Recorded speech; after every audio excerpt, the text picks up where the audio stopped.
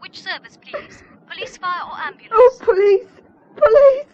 There's been a murder!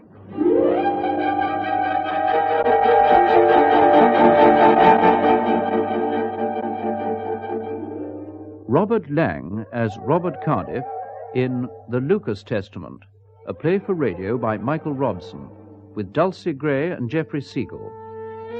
The Lucas Testament.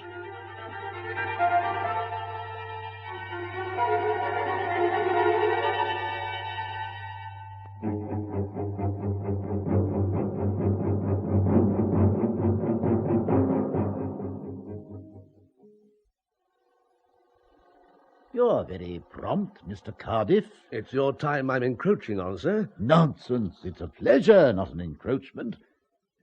Do sit down. Thank you. Wonderful view from these windows. I like a lot of trees, you know, and grass. Easier to manage. Would you like something to drink? You've come a long way. Not at the moment, thank you. Oh, perhaps a little later. Well, then, how can I help you? I must admit to being greatly intrigued by your letter. As I think I told you, I'm researching a book on Kenya before independence, and naturally, as I soon discovered, no book on East Africa would be complete without fairly extensive references to your brother. Ah, Raymond would be amused to hear you say so. When were you out there yourself, Mr. Lucas? I spent some fairly extensive holidays at Raymond's farm. And when I say farm, I'm talking about something like 30,000 acres. That was before the war, of course. He was doing some remarkable things, as you probably know. Yes, but what I'm anxious to do at the moment is to contact his widow. I was hoping you might be able to help. Oh, dear. Why, oh, dear? My brother's been dead for almost 40 years, Mr. Cardiff, so I don't suppose it can do any harm to tell you that his marriage was, from the family's point of view, an unfortunate one. None of us greatly cared for Claire. To the best of my knowledge, none of us has seen her since 1938, when Raymond was killed. If it's in the least embarrassing, I shan't take up any more of your time. Oh, the only embarrassment lies in the fact that I can't be of more help. No, after the accident, Claire stayed on in the Aberdares at the farm till the end of the war. Then she sold up and went to America. The last I heard, she was in Florida, but that's many years ago. There were no other near relatives? She had no one very close. And since 1938, I've been the sole survivor of the original Lucas family. Not a particularly useful one at that. But you see, colonial life never appealed to me as it did to Raymond. He had visions of a permanent white settlement out there. Perhaps it's just as well he didn't live to see independence. Yes, I see. And there's no way in which Mrs. Lucas can be contacted, you think? Oh, I expect so. I only told you I hadn't kept up with her. You see, my brother's estate and interests in East Africa were very considerable. When he died, there was a good deal of legal work to be done. His affairs, both here and in Kenya, were handled by a firm of London solicitors who at that time had branches in East and West Africa and heaven knows where else. They'll certainly have kept track of Claire's whereabouts. Do you recall their address in London? Certainly. They've acted for me on a number of occasions. Collison and Brimacombe of Chancery Lane. Collison and Brimacombe. Mr. Lucas, you've been extremely helpful. Not at all. Only too glad.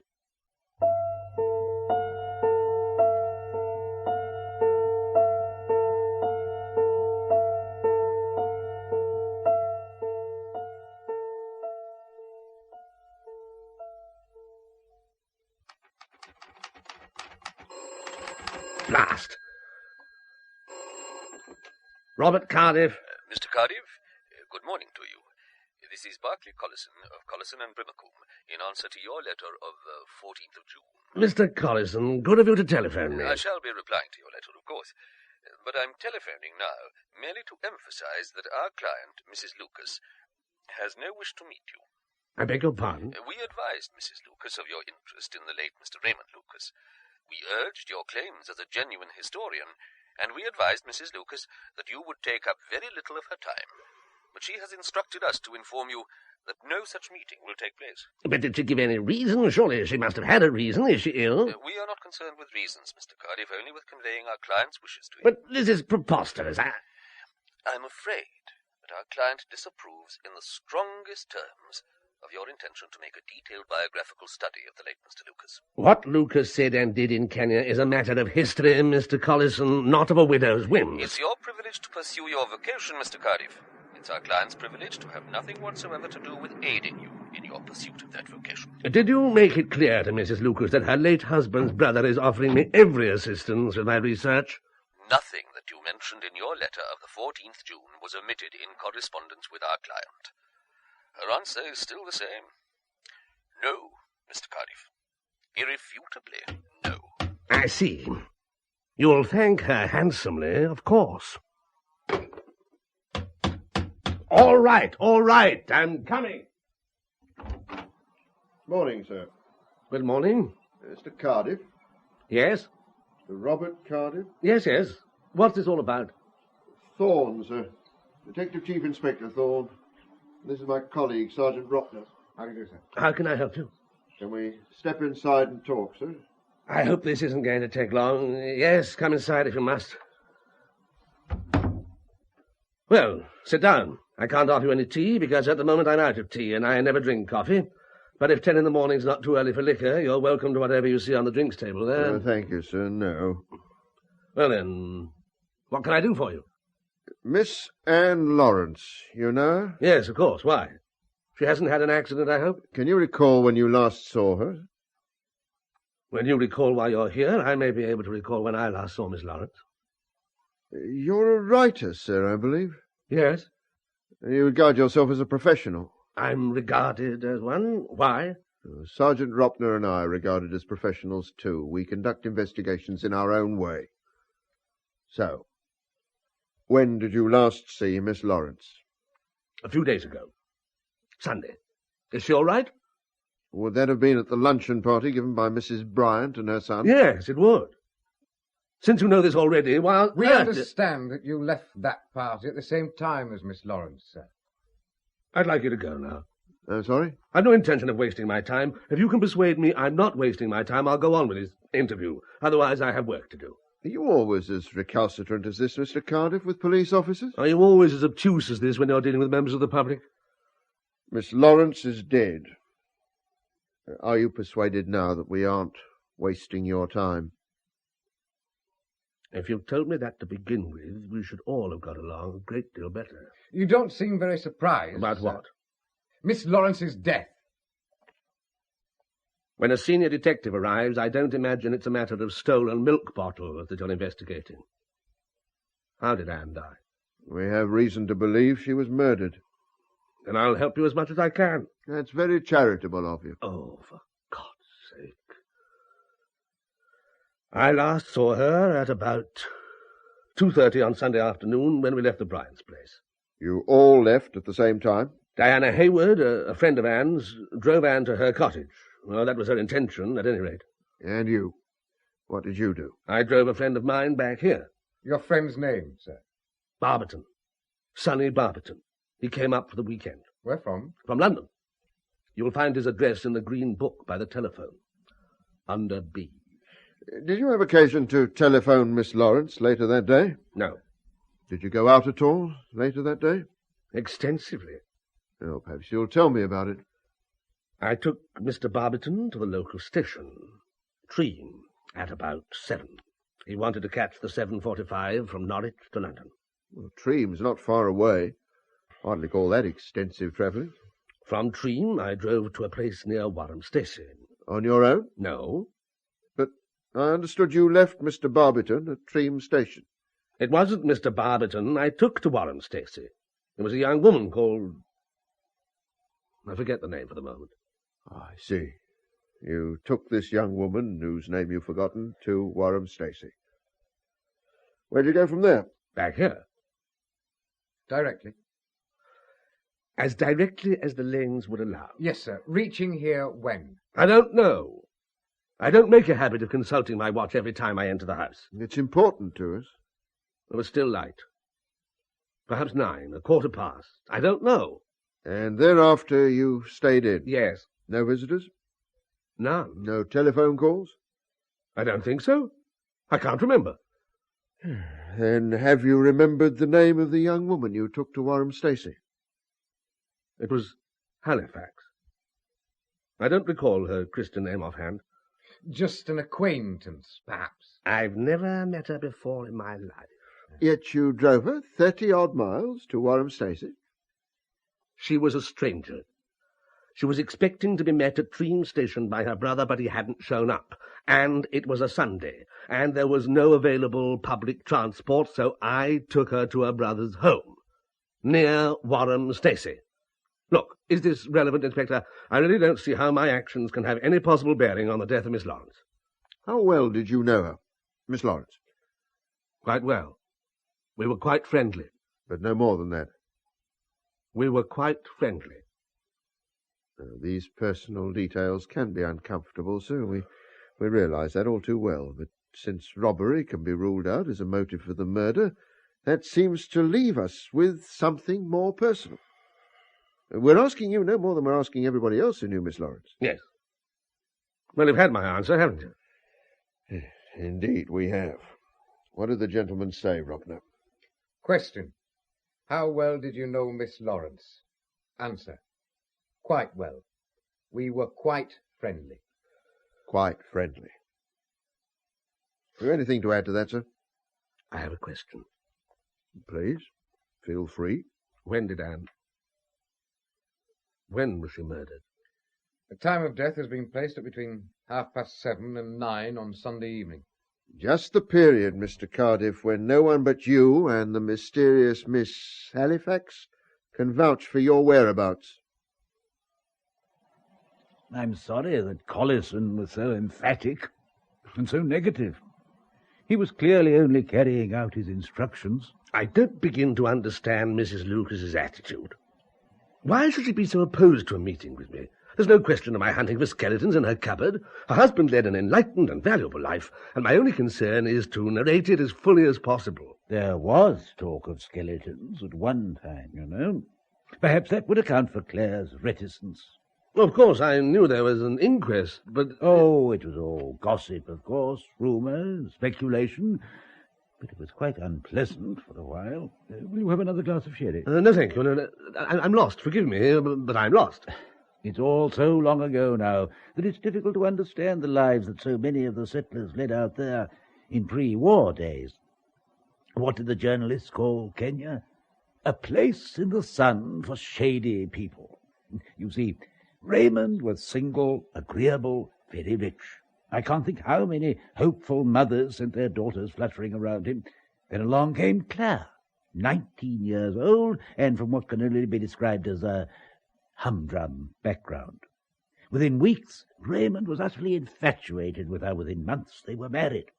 He was 25 years her senior. Naturally, tongues wagged.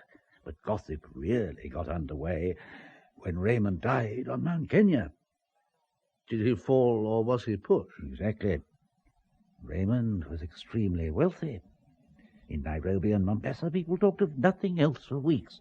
But as you know, the coroner found, quite properly in my opinion, that Raymond's death was a misadventure. Presumably, Mrs. Lucas inherited the entire estate. No, she didn't. And she was piqued, I remember. You see, Raymond left a third of his capital towards the foundation of a veterinary college near Kisumu. But what she did receive was very considerable. I don't know the details myself, but I do know that by the time she was 21, Claire must have been one of the richest people in the colony.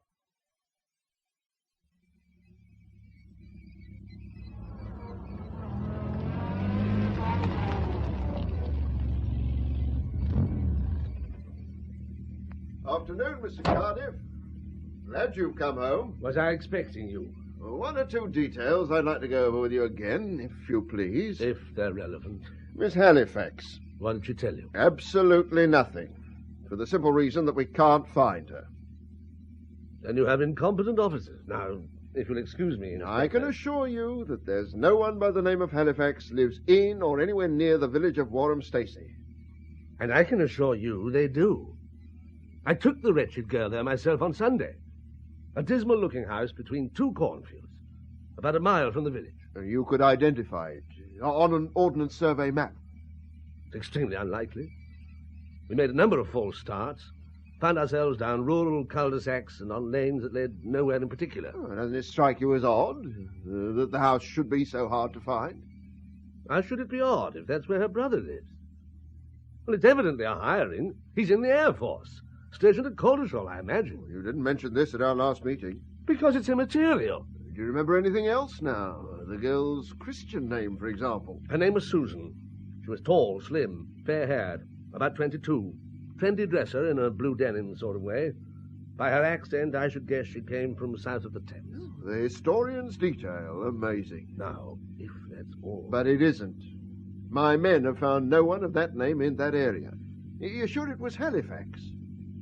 Of course I'm sure. But if you care to try again with Churchill, Chamberlain, Horpelisia, you're welcome. Oh, the girl had aliases. Thorne. I'm going in. Good day to you. Mr. Cardiff, there's my car full of petrol provided by public funds. I'm going to ask you to accompany me to Warham Stacey and identify this house.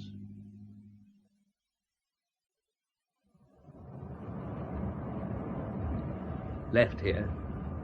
No, left. You're sure? I'm far from sure. I can only guess, as I did on Sunday.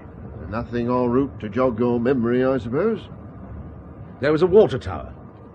On our left, I recall, when we drove between the two cornfields. There's a tower on our right, beyond those trees. Would that be the one? Yes, that's the one.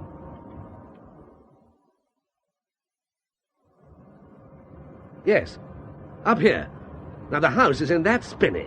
That's why it was so difficult to find. And this is where you took Miss Halifax on Sunday evening? This is where I took her. Did you meet her brother, the airman? No, I stopped the car just about here. She got out, thanked me, and walked off up to the house. You didn't see her go in? I was busy, reversing down this ridiculous track, as you will have to do presently. There's no way of turning round unless you want to destroy a section of corn. I see. Well, let's go up, shall we? To the house. Come on. It really is a dreary, bloody house. Yes. Well, are you going to knock? No need. I have a key. You what? Coming inside. Is this some kind of a joke? Come on in.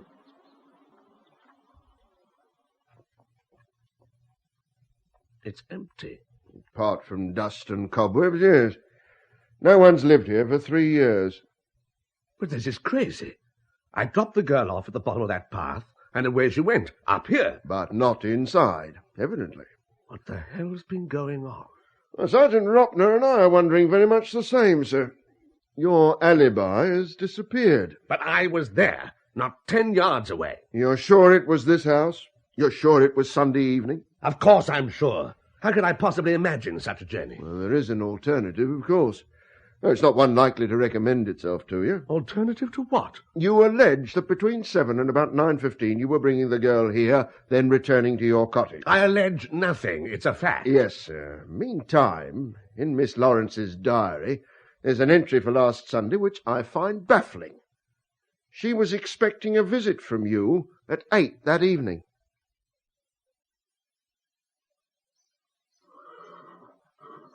Miss Hayward, Yes? can I have a word with you, miss? Detective Sergeant Rockner. Is it about Anne? Miss Lawrence, yes. Is that animal quite safe, miss? I think so. I'm taking him back to the stables. Is that all right? I'll walk along with you. Have you found out who did it? No, not yet. Oh, it's a dreadful thing. Dreadful. Who on earth could want to harm Anne? That's what we have to find out, miss. You last saw the lady when? Last Sunday, at the Bryant's lunch party. It was a very good lunch party. Mrs. Bryant's a wonderful hostess. And Anne was in great form. Poor Anne. I see. Then you drove Miss Lawrence to her cottage, hmm? Yes. Look, I've been over all this twice with your inspector. We arrived about 4 o'clock, I suppose. And then you went home. No, we had a cup of tea first. How was Miss Lawrence? Did she seem cheerful? Well, she had a bit of a headache, but then we'd all had quite a bit to drink at lunch. Oh, do shut up, Templar. Did Miss Lawrence mention any plans she might have had for that evening? Not that I recall. She'd been working on a painting. I think she wanted to do something more to that. No mention of any visitors, then? No. I see. Now, when you left Mrs. Bryant's house, I understand Mr. Cardiff left at the same time with a Mr. Barberton. That's right, Sonny Barberton. Who lives in London. Yes. I'd never met him before, but Robert and the Bryants knew him well. And Miss Lawrence, did she know him? No. Now, I remember that because Robert introduced them to one another. Oh, Stanley, would you take Templar for me? Common, miss. Come on, then, boy. What other men friends did Miss Lawrence have in North Norfolk, apart from Mr. Cardiff and Mr. Bryant? I'm sorry, miss. It may be very important. Well, she did see quite a lot of Alec. And Robert, too. And there's a man called Mike Folliott who took her out now and again, if that's important. Folliott? He wasn't at that luncheon party. No, he's a farmer, lives near Cly. I see. Did Miss Lawrence ever mention whether she had a preference for any of these gentlemen? She didn't talk a great deal about her private life. Not to me, at any rate. Well, then, did you observe that any of these three seemed to be keener on her than the others? I hardly know Mr. Folliott. I couldn't possibly comment on him. I think Alec Bryant was fond of Anne. So was Robert in his way. In his way, miss? He didn't take her too seriously. Used to tease her, in fact. That's why she liked him, I think. So you're suggesting that Mr. Bryant was the more serious about her? Really, Sergeant... Ropner, miss. Sergeant Ropner, I've no idea. And I find all this rather gruesome, actually. We were all friends, and I'm not inclined to discuss my friends' degrees of affection one for another. Quite understand. Well, I think that'll be all. Thank you, Miss Hayward. Oh, you're off. I am. Goodbye. Sergeant Ropner? Yes? Have you and I met before? I think it extremely unlikely, miss. Wait a minute. Is your first name Ian?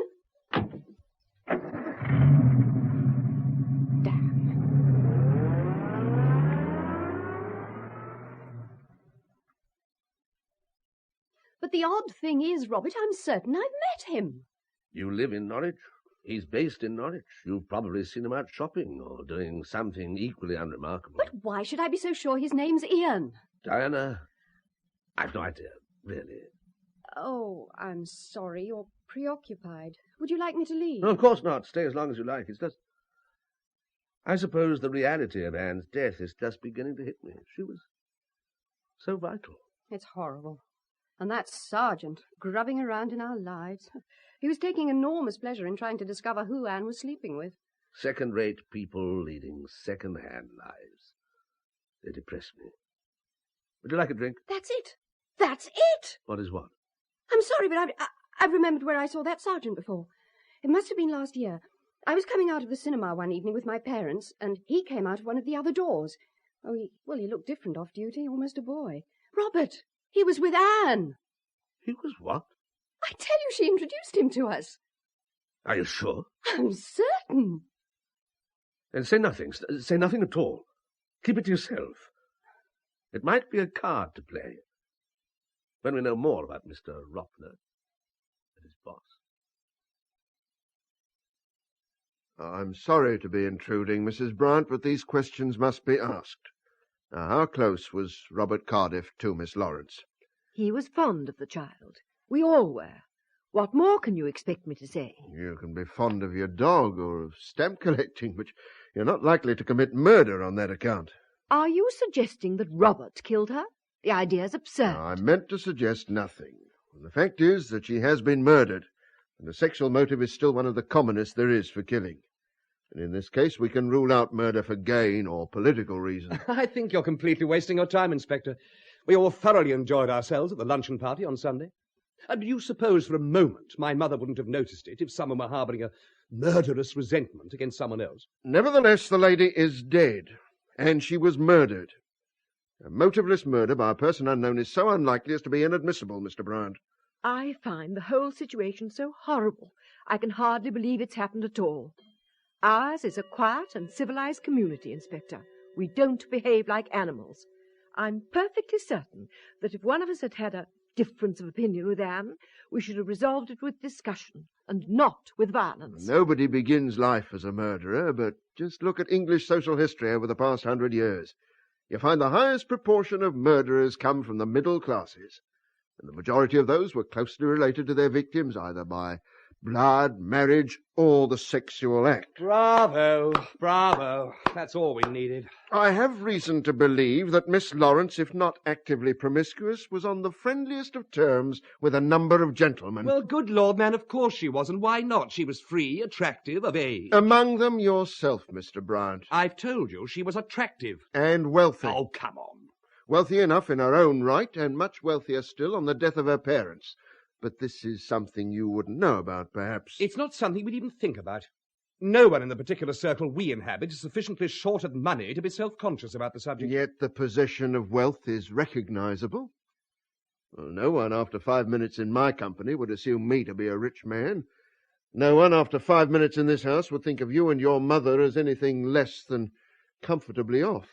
And the same, I can only infer, would hold good for Miss Lawrence. She was attractive, rich, and available. Now, look, Inspector, any one of I... those attributes can make a girl the object of strong feelings. In combination, they prove to be fatal. So may I ask you, Mr. Bryant, to be more precise about your relationship with Miss Lawrence? I have been precise. I told you I was very fond of her. We all were, Inspector. Very fond. So you say, madam, yet someone has killed her. Has it occurred to you that we have no reason to lie? That we have far more reason to want her murderer caught than you have? I mean, to us, she was a very dear friend. To you, she's a corpse in a Norfolk cottage, and you're paid to find out who put her there. You know something, Mr. Bryant. I shall enjoy this case, this pedestrian grubbing amongst the underwear of the privileged, because I don't know when I've met a more wholehearted hostility to my every inquiry.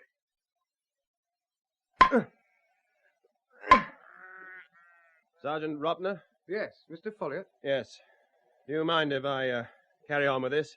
The damn sheep have been straying, and this fence has to be repaired at once. No, you carry on, sir. Thank you. You made any progress? I'd like to think an arrest was imminent, but we've a long way to go yet, I'm afraid. What can I do for you anyway? You're a friend of Miss Lawrence's, sir. I wanted to marry her. Oh, really? Had you proposed to her, then? She knew how I felt about her. There was some sort of understanding between you. She understood I wanted to marry her. I understood she wouldn't make up her mind. This cause any ill feeling between you, sir? Difficulties, certainly, but not ill feeling. Difficulties? Surely it's obvious. She played the field, and you didn't like it, hmm? That's not an expression I care for. And it led to difficulties. When did you last see the lady? Oh, God, this look! I loved her, and someone killed her. It's hard enough to carry on functioning as it is without this macabre rigmarole. I'm sorry, sir, but without more facts, we've nothing to go on. We need your assistance. Yes. All right. What did you ask of me? I've forgotten. When did you last see Miss Lawrence?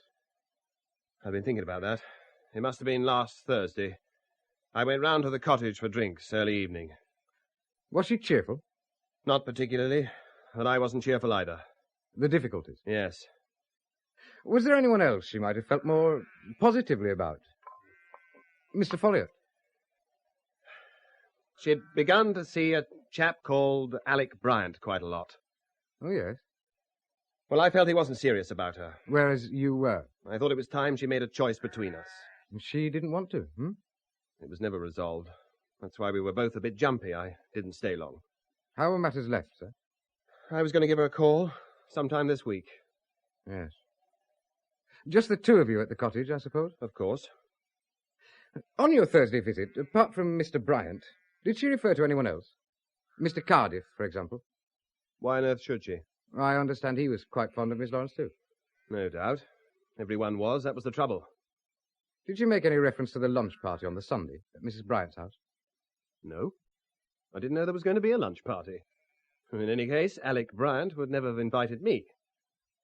There was a telephone call there. Oh? About what? She appeared to be confirming an appointment. Something about 8 o'clock on Sunday. No, this could be very important, sir. Can you remember exactly what it was she said? Well, just about what I told you. 8 o'clock Sunday, that's all. Any idea who she was talking to? No, the conversation was very short, and I wasn't really paying attention. I see.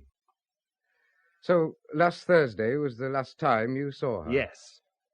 You didn't, by any chance, call round a little before 8 on the Sunday evening to see just who Miss Lawrence's appointment was with? Look, I've told you twice already. Thursday was the last time I saw her. Mr. Folliot, you were seen leaving Miss Lawrence's cottage at about 7:15 on Sunday evening, at a time when she could have just been murdered. Now, sir, shall we start again? We checked locally, Mr. Cardiff, and we checked with the Ministry of Defence. There's no Flight Sergeant Halifax at RAF Coltshaw. Indeed, there's no Flight Sergeant Halifax in the entire Royal Air Force. Well, I can't be held responsible for that. You don't seem surprised. But then you really do. Were you? Once we'd established that the house was empty, it was obvious that someone was playing a perverse, practical joke. In theory, you could have invented the entire story. We aren't concerned with theory. In the time I spent ferrying that irresponsible creature to Warham Stacey, a score of people must have seen my car. It isn't expensive, God knows, but it is fairly distinctive. Yeah, dark green Bondi Keep, yes. Yes, and in any case, why would I invent such an unlikely story in the first place when I knew it could be disproved so easily? I could just have said that once I dropped Sonny Barberton at Tream Station, I came straight home and stayed home, on my own. There's a very good reason why that would have been a dangerous course. You're on the telephone. Isn't everyone? Friends or acquaintances could have rung continually during the entire time you were elsewhere, and you wouldn't have been here to speak to them. I'm getting very tired of all this, Inspector. However improbable it seems, I've told you the truth. And anyway, what possible reason could I have for wanting to murder Anne? I liked her enormously. I still find it hard to believe that she won't be coming through the front door with an armful of bluebells and an atrocious joke. I'm afraid this is ground that we'll have to cover again. What ground? Your relationship with Miss Lawrence. Oh, look! There was no robbery, and we found nothing in Miss Lawrence's bank statements or personal effects to suggest either that she was being blackmailed or practicing blackmail herself. This is ludicrous. Therefore, everything points to a sexual motive. You were involved with the young lady, and your alibi's non-existent. Now, the time's come for total honesty. Now, we can talk here, or we can talk down at the station, but I want the truth. Was she your mistress? We had been occasional lovers. What does that mean? We were lovers, in an intermittent kind of way, though not actively so for some little time. You're a widower. Did you have marriage in mind? No. Why not? You're free, you slept with her, she was attractive and wealthy. There's a ring of the Tin Chapel in everything you say. Are you going to answer me or not? How much of this is detection? And how much is prurience? I'm still waiting for an answer. We had good times together, Anne and I, but she liked a clear field of operations. She was too immature for marriage. But nevertheless, you made love to her. Now, when? When was the last time? What a sad man you must be. Why are you so evasive? I didn't keep a score, Inspector. I didn't have a diary full of asterisks. Unless you're keeping a seraglio, you must have a reasonably accurate idea. When? I don't know. I really don't know. 3 or 4 months ago. I can't be more precise than that. What a pity. Because those asterisks would have been strictly pertinent. The post-mortem examination revealed that at the time of her death, Anne Lawrence was 3.5 months pregnant. He was difficult at first, was Folliot. That fellow's got a very quick temper. But eventually, he admitted that he did visit Anne Lawrence's cottage on the Sunday evening. Devil he did. And what's his story? It's as I suspected, sir. Cup of tea, sir. Oh, thank you, Constable. Yes, well, what was it you suspected? When he knew the girl was expecting someone, he had to know who it was and what was going on. According to him, the girl was miserable and distracted, and none too pleased to have him turning up. But he claims she asked him if he knew anything at all about Alec Bryant's father, or any of his father's family. What's that supposed to mean? Folliot says he has no more idea than we have. When he wanted to know why she was so interested, she fobbed him off and sent him packing. When? He thinks it was about 7:45. And where did he go from there? He says he drove back to the farm. but didn't want an evening inside on his own, so he motored off to the rough shoot he has and pottered around there. Then he went back to the farm, he says, about 9:40. His housekeeper was back by then from a day off, and he had a cup of coffee with her. You checked? Oh, yes. She seemed a reliable woman. But for the crucial 2 hours, he has no witnesses. Yeah, he doesn't seem to think so. And he was very stroppy when I asked him. Well, they all are in this case. Any word from London, sir? Oh, far from helpful. They asked this Barberton character if there was anyone else at Tream Station that Sunday evening, apart from himself and Cardiff. He seemed to recall there was a young woman, but he couldn't describe her or what she was wearing because he was more interested in catching his train. It's beginning to look like a conspiracy of confusion, isn't it? I mean, Cardiff, Bryant and Folliot. All of them involved with a girl, and none of them with an alibi worth a bent halfpenny. Cardiff has a woman who doesn't exist, Folliot has 50 acres of rough country, and Bryant supposedly smashed out of his mind and in his own room all evening. Suppose, though, they're all telling the truth. Oh, they can't be, sir. There's no one else involved. We've established that, surely. Have we? Aren't you jumping the gun, Ropner? So far, we've only concentrated on these 3 men. But we know that Anne Lawrence was promiscuous. She had 3 of them that we know of dancing to her tune, so why not 5 or 6 or a dozen? Do sit down, Inspector. But it's only fair to warn you that there's nothing more I can add. Sergeant Ropner's already questioned me, and if I'd thought of anything else, I should have been in touch with him immediately. There may still be matters which you think unimportant, Miss Hayward, that could help us considerably. Well, of course, I'll be glad to help in any way possible. Thank you. How long had you known Miss Lawrence? Oh, 6 or 7 years. We met at finishing school in Switzerland. Sometimes she'd stay with us here, and I spent a couple of Christmases with her people in Wiltshire. And thereafter? We shared a flat in London for a while. Both of us rather pretending we were out to find work. But I suppose we were very lazy. We didn't really need to. So you didn't? Well, nothing serious. Nothing permanent. And you both gave up London? We had our fingers burned. First love affairs that ended pretty disastrously. Well, most girls go through that phase when they try London life for the first time. Oh, do they indeed? But what led Miss Lawrence to buy the cottage near Blakeney? She was a very talented artist. She found the coast here interesting, so she bought the cottage. I see. That's one of her paintings over there. Striking, isn't it? Remarkable. How friendly were you with Miss Lawrence's circle on the coast? I'm not sure Mrs. Bryant, Alec Bryant, Robert Cardiff, Michael Folliot. Oh, I know them, of course, all of them, but not terribly well. They were her friends rather than mine. Did she indicate a preference for any of the gentlemen we've mentioned? All I can tell you is that she seemed to be seeing more of Alec than the other 2 these last few weeks. But I don't think that necessarily meant anything. Why do you say that? I don't think poor Anne took her romances very seriously. Miss Hayward, I want you to think very carefully. Did Miss Lawrence ever show any interest in the subject of Mrs. Bryant's husband? Alec Bryant's father, I mean, or any of that family? Well, Miss Hayward? Is it necessary to go into something which was almost certainly malicious gossip? Anything that's malicious may have a bearing on the affair. You must realize that, surely. I chose my words carelessly. I meant stupid or ridiculous. Oh, it's all very embarrassing. Tell me. Well, not so long ago, a week or 2 perhaps, Anne told me she'd heard something unpleasant about the, well, how would you put it, the male Bryant line. Someone, she wouldn't tell me who, had implied there was a history of mental instability in the Bryant family. And this included Alec Bryant. Oh, it's so petty. It may be far from petty.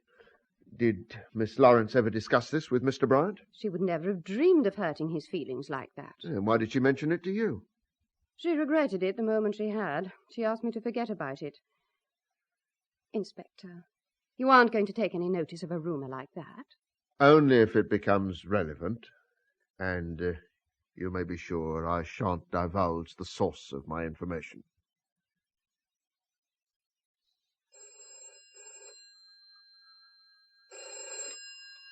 Barberton? Sonny, it's Robert.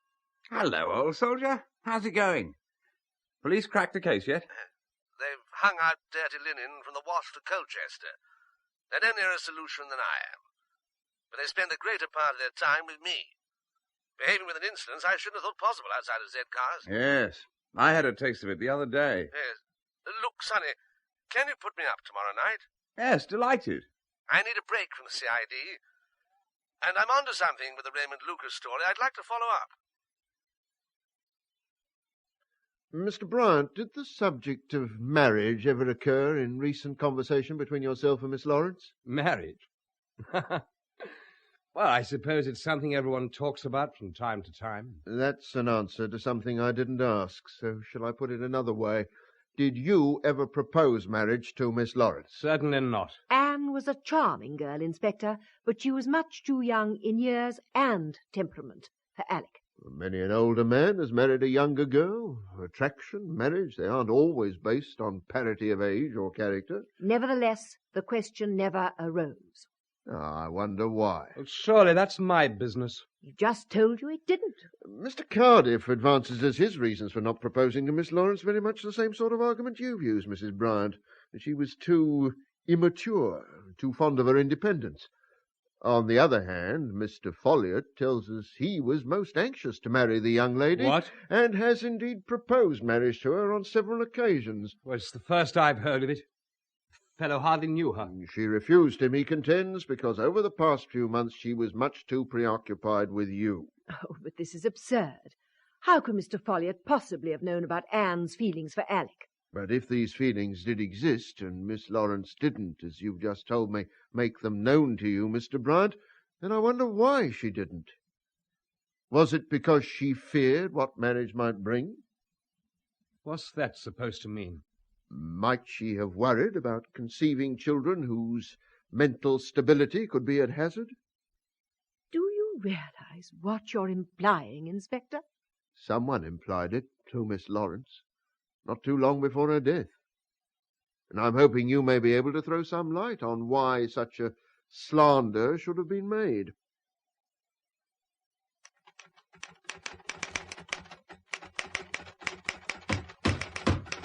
Blast. Coming! Good evening, sir. Thorne, for God's sake, can't you go through life on your own? I was passing, sir. Seeing your lights on, I thought I'd take this opportunity of keeping you abreast of developments. Can't it wait? Your car, the dark green Bondi Keep. What about it? Can we talk inside, sir? Let's keep it brief, shall we?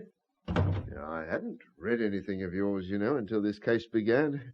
We seem to have very little time for the pleasures of history. You're in a clear majority. However, having met you, having seen you in action, indeed having interrupted you at work on more than one occasion, I felt I owed it to us both to fetch a title off the shelf. Oh, yes. Indian Genesis. Remarkable work. I'm halfway through it now. Did you spend long out there researching it? About 6 months. Fascinating. I thought so. Yes. I envy you, you know.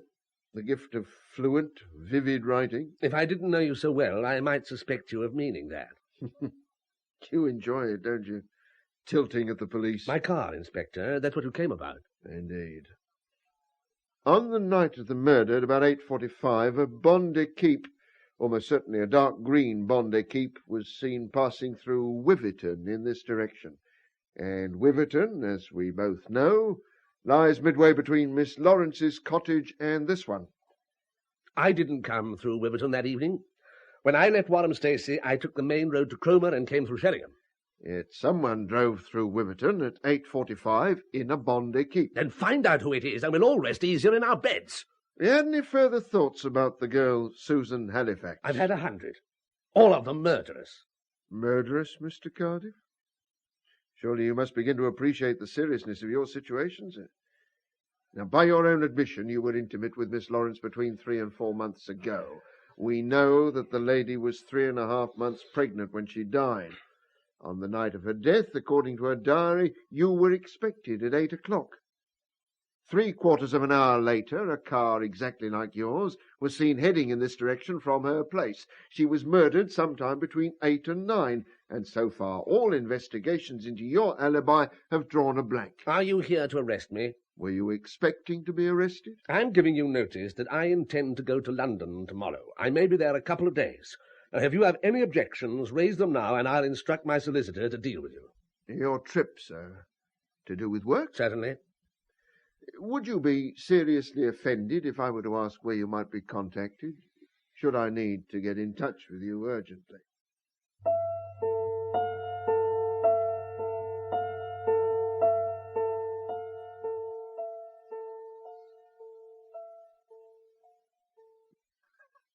Take it easy, Squire.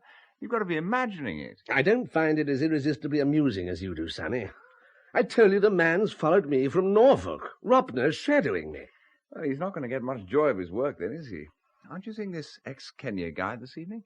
Yes, a man called Latimer. He was there for almost 30 years. Knew Raymond and Claire Lucas well, apparently, and he was on the hunting trip in the Aberdares when Lucas died. Where does he live, Latimer? Hammersmith. I said I'd call around 7. Well, then you'd better get a move on. It's 6:30 now. My God, so it is. Look, Sonny, I expect to be back around 9, okay? Okay by me, Captain. Cheers.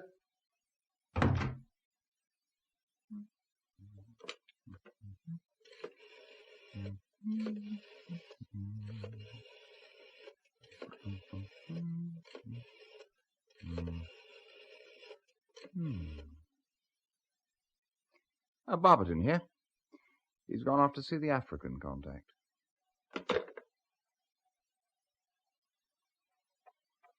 Look, I've told you before, I was not on intimate terms with Anne. She seemed keener on Mr. Bryant's company than yours. We've been through this so often. A murder was committed, Mr. Folliot, and questions will never cease until the murderer is brought to trial. But I loved her. I loved her, and I wanted to marry her. It's not uncommon, and I'm sure you'll agree with me, for people to destroy what they know they can never possess.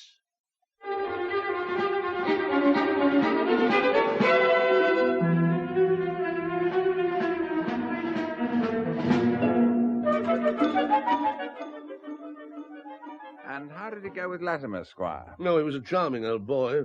Virtually everything he could tell me I knew already, but he remembers Claire, Raymond's wife, very well. According to him, she was very young, very beautiful, very sure of herself. But he has no idea where she is now? No, lost contact during the war. And her solicitors aren't giving anything away? Except her flat refusal to see me. But does it matter so very much? I mean, can't you cope without the silly old bag? She stands in the way of scholarship. And I don't believe anyone has the right to do that. She could tell me more about Raymond Lucas than 20 Keith Latimers. In any case, a bag she may be. She's certainly not old.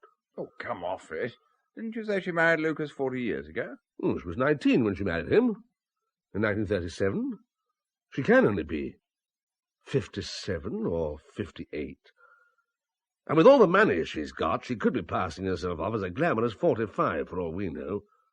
Can't understand why she never married again. Well, how do you know she didn't? The solicitors would have told me, surely. Anyway, Collison referred to her as Mrs. Lucas, so I assume she's settled for widowhood. With all that money, she probably didn't fancy sharing again. So, where do you go from here? I have a very large whiskey and soda, I hope. My dear chap, of course, I'm sorry. What time is it, by the way? Almost 9. Now, would you mind horribly if we had the telly on for an hour? I'll tell you why. A chum of mine's produced a new series for ITV, and the first show goes out this evening. I said I'd look in and tell him what I thought. Fine by me, so long as the screen isn't crawling with cops. Right.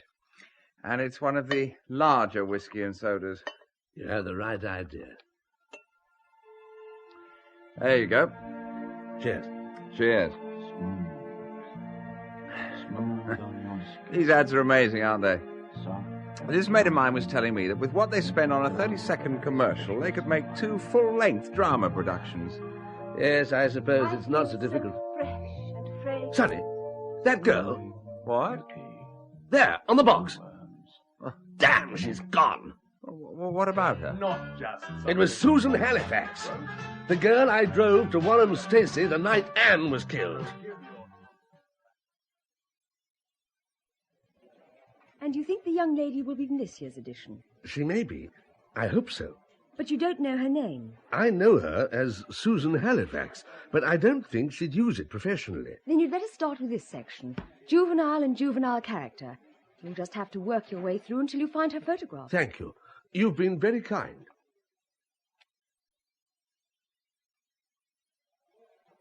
Found her yet? I think so. Yes, I'm sure this is the girl. She had fair hair when I knew her, but Oh, they often wear wigs, particularly if they're doing commercials.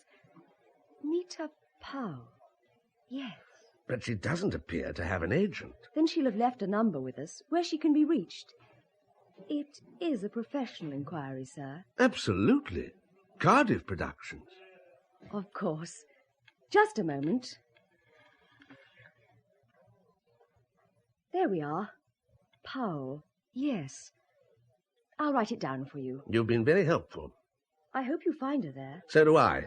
You might call it a matter of life and death.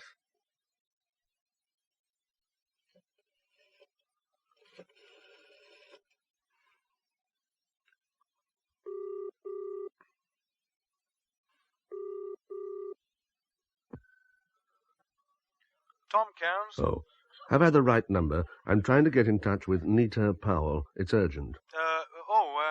Nita's out modelling today. Any idea when she'll be back? Hang on. Anybody got any idea? Hey, you got any idea when Nita's coming back? Oh, right, I'll tell him. Yeah. Hello? Hello. Round about 7:30. There's a party here starting early. She's expected back for that. I see. Would you give her a message for me? Yeah, if I can remember it. It's most urgent. Would you tell her a James Brown will be calling around 8?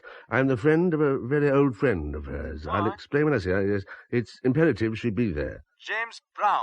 Right. Okay. That's right. Oh, can I just check I've got the address right?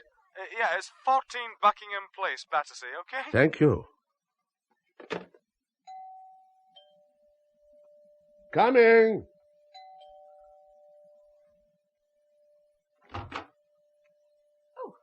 Hello. Good morning. Is Sonny here? Not back yet. I'm Maggie Clement. Robert Cardiff. How do you do? How do you do? I called to see if Sonny was free to come out to lunch. We do drop in on each other like this. It's quite a habit. But as you're here... No, please don't go. I'm sure he'd be delighted to lunch with you. I'm just an old friend he's put up for the night.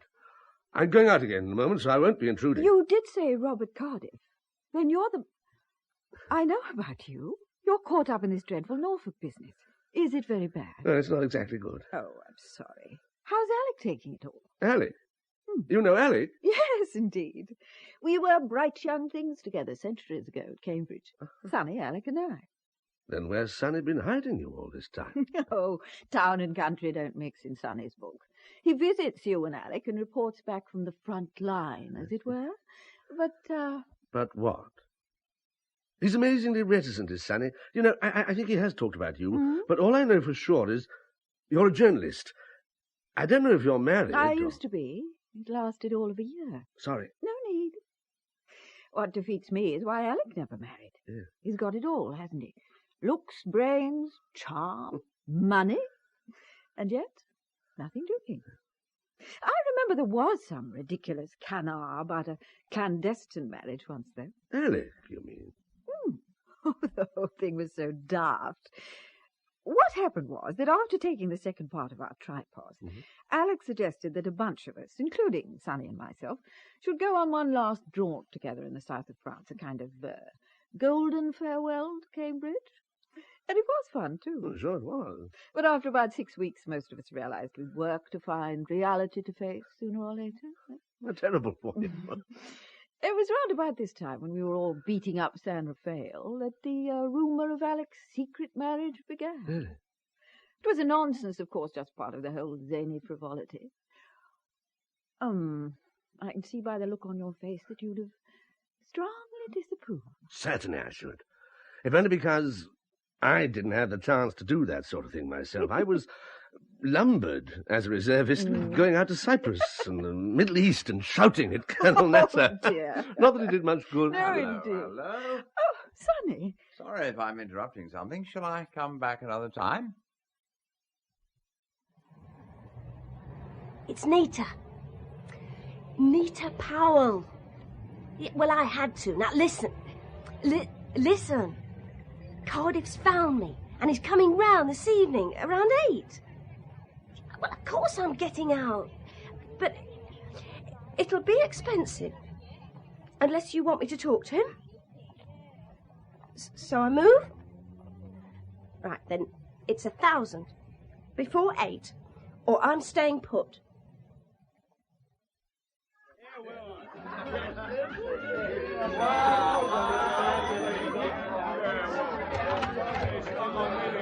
Hello, the name's Brown.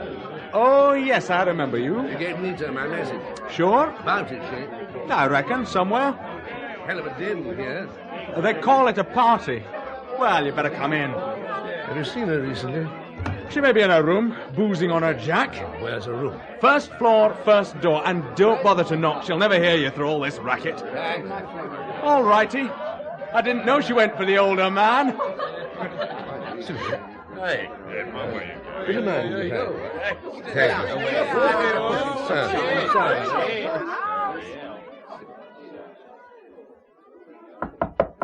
Nita, it's Robert Cardiff.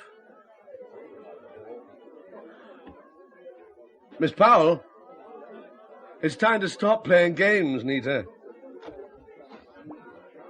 Oh, my God. Oh, my God.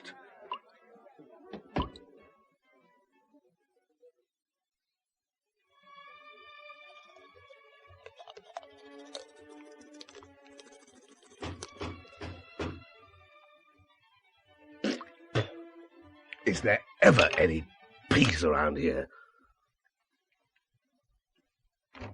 Morning. I wonder you don't pitch a tent in my garden. So much more convenient for you. How was the London trip? Busy. May I come in? You always do. Why hesitate now? Thank you. Have you come to tell me it was the butler all the time? For a man whose mistress was murdered, you take it all very flippantly. Inspector, we care very little for one another's company. Why do you keep calling? Because, so far, nothing has assured us that your story of the drive to Warham Stacey is a truthful one. On the other hand, circumstantial evidence pointing to a visit by you to Miss Lawrence's cottage is still very strong. The diary entry in particular? Just so. Clearly, I can't deny there was an entry, since you made so much of it. But I can deny I ever made the appointment Anne wrote down. I'd hardly expect you to say anything else. Then where do we go from here? I was rather hoping you might have some other explanation for that entry. I have no other explanation. Now tell me again. What did it say, exactly? 8 p.m., Robert, here. 8 p.m., Robert, here. That's something Anne would never have written. Well, it was there, I assure you. But she invariably called me Bobby. It's something you can easily check. No one else has ever called me Bobby. Do I look like one? Why should she call you Bobby? Oh, it began as a tease. Deliberate provocation. Eventually it stuck, I suppose. Because, coming from Anne, it didn't sound so idiotic. Did she ever write it to you? Have you anything to prove she always called you that, even on paper? We didn't write to one another because we both had telephones. Look, surely it's obvious. Whoever paid Susan Halifax to give me an empty alibi also murdered Anne and forged that entry to incriminate me further. If that were so, then we can rule out the possibility of the murderer being anyone in Miss Lawrence's circle here. Because according to you, everyone knew she called you Bobby and not Robert. But we're not talking about textbook homicide. We're talking about a human being who killed once and was panicking like hell. They made a mistake with that entry. Isn't that how murderers are caught? Mr. Cardiff, you're a historian by profession. Ever try your hand at fiction? No, I can't attend any meeting. I'm investigating a murder, and that has priority. Goodbye. Got some interesting stuff here, sir. Don't you ever knock before you come in? I did knock, sir. Then either your knuckles have gone soft or I'm going deaf. What is it, anyway? It's about Cardiff's Bondi Keep. Hmm. Kings Lynn police have just reported that a dark brown Bondi Keep was hired from a firm in their patch. When? 2 days before the murder. A young woman, driving licence registered in the name of Nita Powell, hired the car on the Friday. Car was returned to the garage on the Monday morning before it opened for business. Big deposit, never reclaimed. Nita Powell? You sure that was the name? Oh, I'm sure, sir. It's the name of that telex from Scotland Yard this morning. Right! She's the model who was killed in Battersea last night.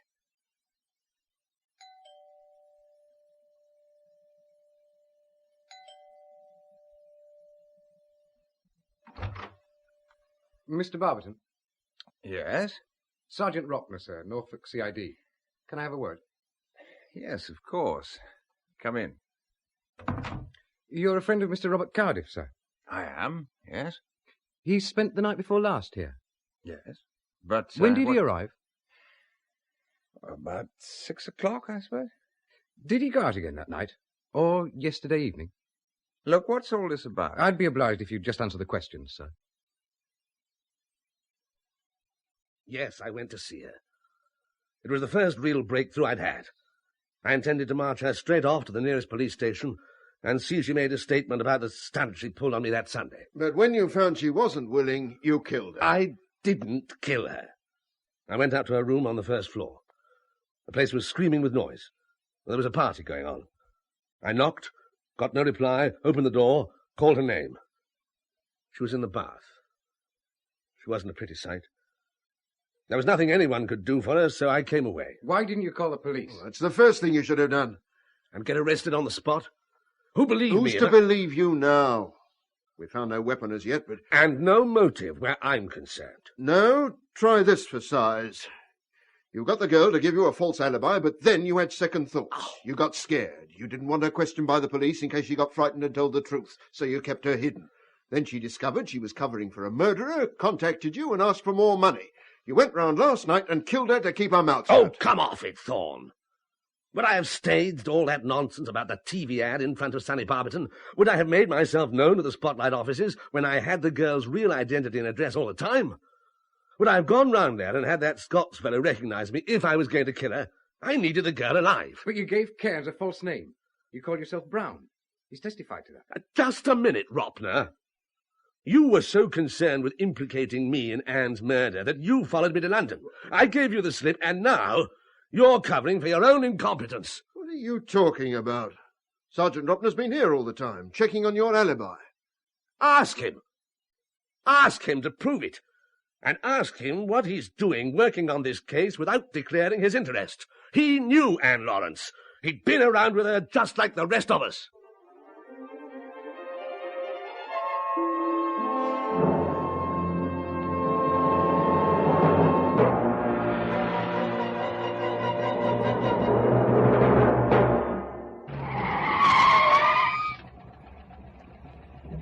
Now, you'd have better be good, Ropner, or by God I'll have you. Was there any truth in what Cardiff said? Were you having an affair with that girl? I saw her occasionally. What does that mean? I met her in a pub in Blakeney one night. We were both a bit plastered. She learned I was a detective and found it all very amusing. Very butch. I suppose I fell for her. When was this? Last summer.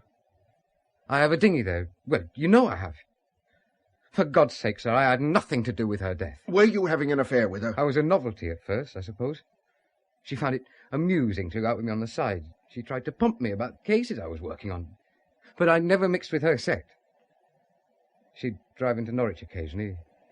We'd go to a cinema or a bowling alley, just have a drink. A bowling alley. Was that all? Ropner! I was crazy about her. But I realized it wasn't going to last.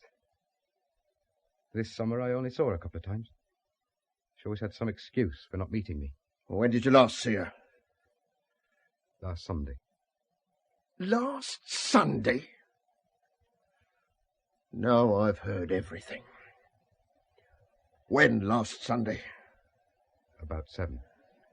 In the evening? Yes, it would have to be. That girl's cottage must have been busier than Clapham Junction. It was my day off. I rang her from Norwich. She was being evasive, wouldn't commit herself to a meeting. I drove up to Blakeney and took the dinghy out. I came back and called at the cottage. Anne gave me the brush off.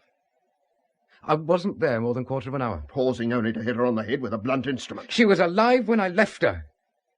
And she was alive when Folliot arrived. I saw him go in. And then I went back to Blakeney. Ropner, even if you'd been just an ordinary, typical, evasive, bloody-minded member of the general public and you'd concealed this for so long, what do you think the police reaction would be? But you happen to be a copper. When this inquiry began, it was your first duty to declare your interest in the affair to the investigating officer, me. Never have let you within 100 miles of this case, and you know it. Now, either you've been the biggest bloody fool ever to join this force, or you were out to cover your tracks as you went along. All I wanted was to nail the bastard who killed her. I'm suspending you from duty as of now. When we get back to Norwich, you'll make out a statement giving every last detail of your association with Anne Lawrence. There'll be an independent inquiry, and if you've been lying, I'll personally see to it that you get the longest sentence in the book. Look, Robert, I'm sorry, but I had no choice. I had to tell them what I knew. Yes, it wasn't your fault.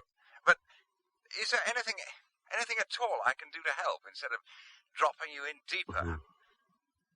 Robert? That is one possibility. Yes? But it's not going to be too pleasant for you. Oh, for God's sake, what are friends for? It's going to mean helping one friend at the expense of another. What are you driving at? Sonny, I wanted to do some research for me. Oh, sure.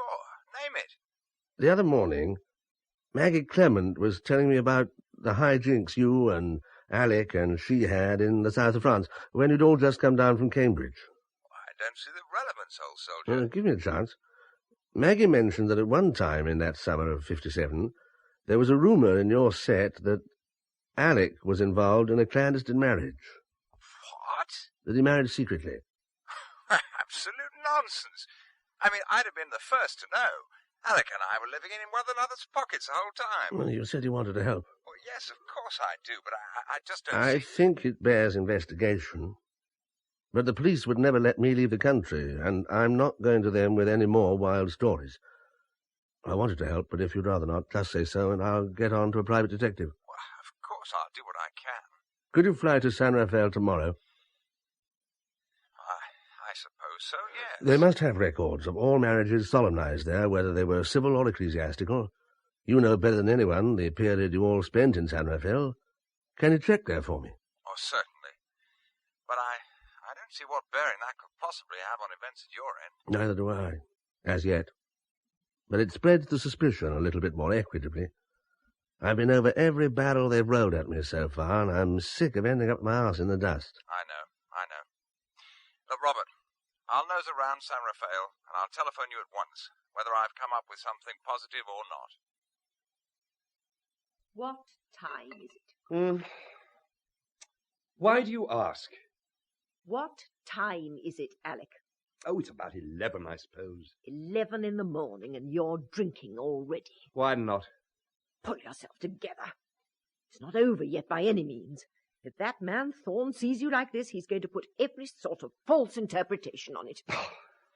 I want to get out. Tired of being cooped up in here.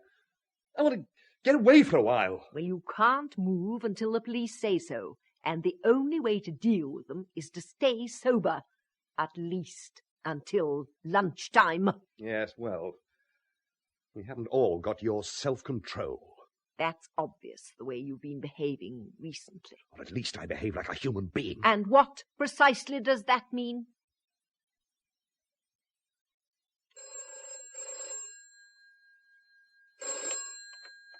Cardiff.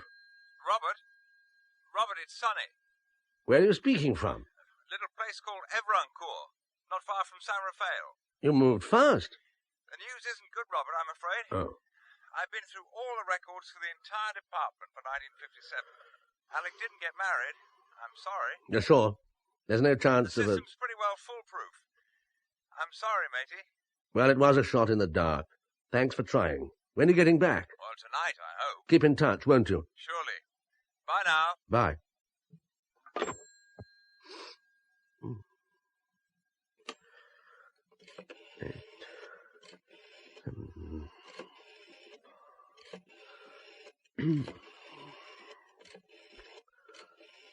Yes.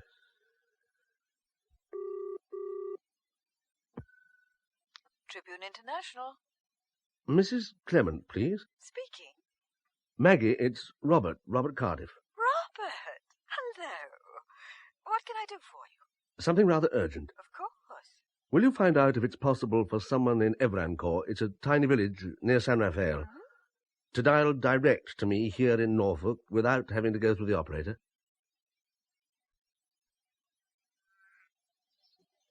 Mr. Folliot? Yes? I understand you were in London on Saturday. Yes, I came back on Sunday morning. Why? I'm going to have to ask you to account for your movements between 6 and 10 on Saturday evening. What the hell's it got to do with you? A girl was murdered in London on Saturday evening, sir, and her death is closely connected, we believe, with the killing of Anne Lawrence. Now, will you answer my question?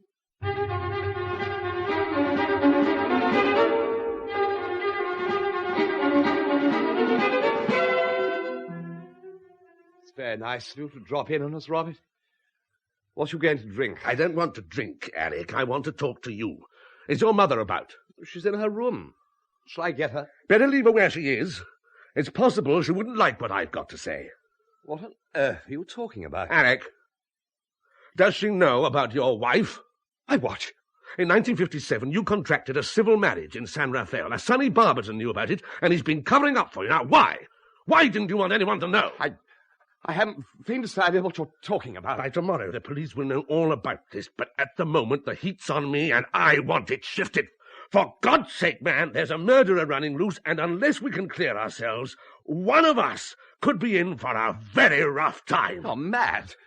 You're out of your mind. For God's sake, sober up and tell me the truth.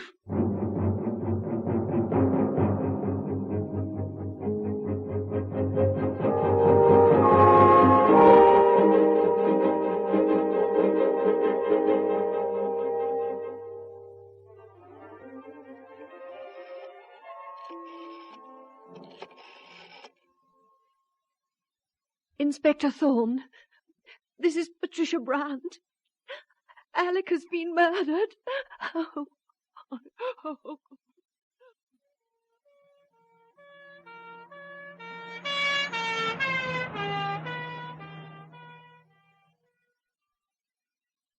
In your own words, Mrs. Bryant, and in your own time. I was upstairs in my room. It must have been about 9:30. I'd had a headache, and I was dozing. And then I heard voices raised in the drawing room. A terrible quarrel was going on. I came downstairs and heard a gun go off twice. Then the door was flung open, and Robert Cardiff came out. He looked dreadful, white and shaking. He was carrying a revolver. I called out to him, and he looked at me as though he were blind. "What's happened?" I said. "Where's Alec?" He started to go to the front door. I tried to stop him. He flung up his arm, and then the gun must have hit me on the forehead. When I recovered, I went into the drawing room. Alec was lying by the fireplace. There was blood everywhere. I saw he was dead, and I almost fainted. I opened the French windows, and I was very sick. As soon as I could, I telephoned you. Mrs. Bryant, your call was timed at 10:04. Now, can you remember how long it was between your struggle with Cardiff and your making that call to me? I don't know. I really don't know. It could have been 5 minutes. It could have been half an hour. The moment your call was received, I sent a patrol to Cardiff's cottage. He wasn't there. Now, did he come here on foot or by car? Do you remember? Inspector, I don't know.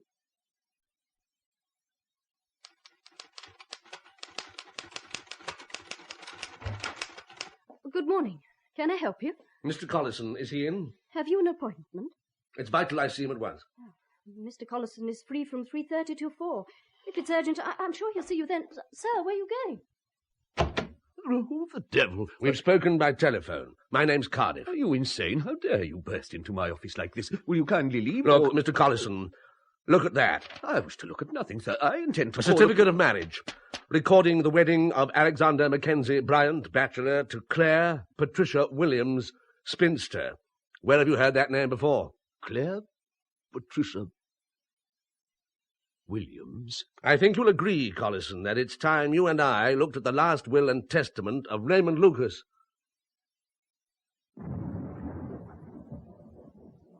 Have you found Robert Cardiff yet, Inspector? No, but we think he's in London. When he surfaces again, we'll see that he gives us every assistance. Every assistance? What does that mean? He killed Alec. You're going to arrest him, aren't you? Mrs. Bryant, there are a great many ambiguities in this case, but I am convinced of this. If Cardiff shot your son, he did so in self-defence. I don't understand what you're talking about. He killed Alec, and he attacked me. You know Mrs. Clement? Maggie Clement? Of course. That is, I know about her. She's a friend of Sonny Barberton's. What has she got to do with all this? She's discovered, through a press colleague in France, that your son was secretly married in San Rafael in 1957.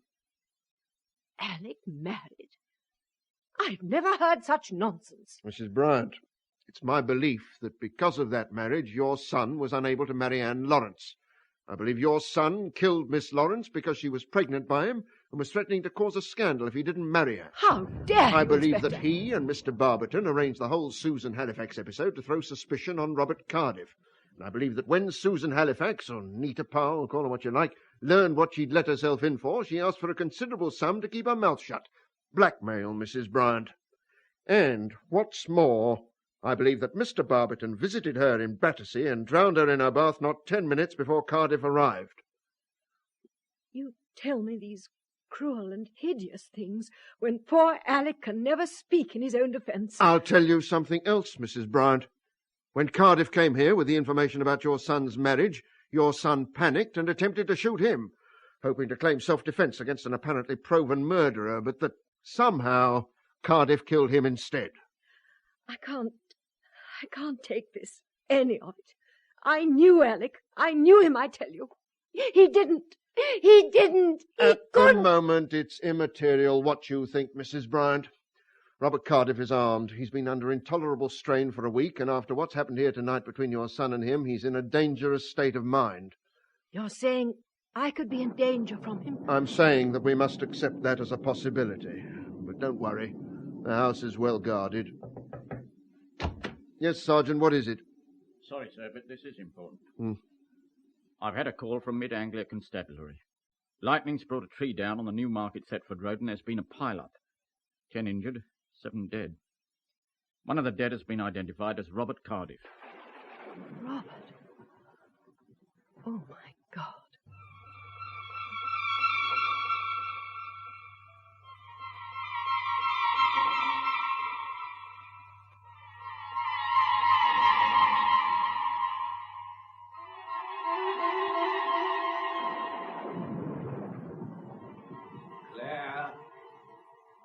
Claire! Who's that? Claire! Who is it? Claire! Is someone there? Hello, Claire. Who is it? Ow! Oh, Don't touch it. Leave the telephone alone.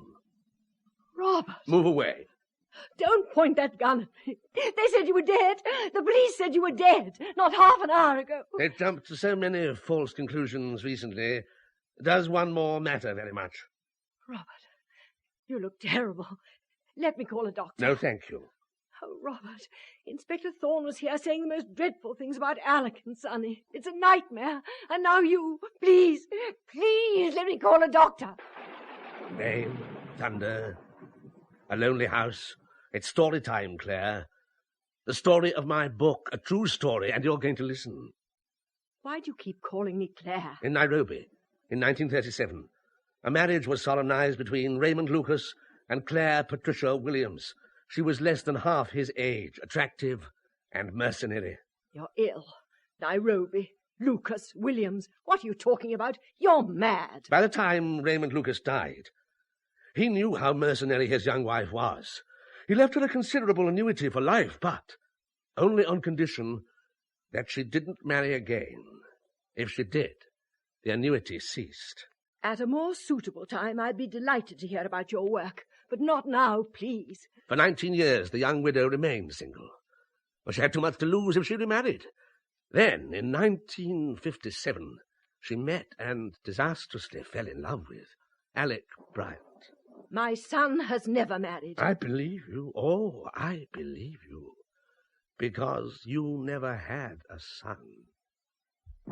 Alec was your husband. You're insane. No, Claire, not insane. The police think I'm dead, but I'm not insane. There's no one within a mile of us to hear you scream. You've killed 2 people and caused a third to be murdered. I wouldn't find it hard to kill you out of hand. You were 39 when you met Alec. He was 21.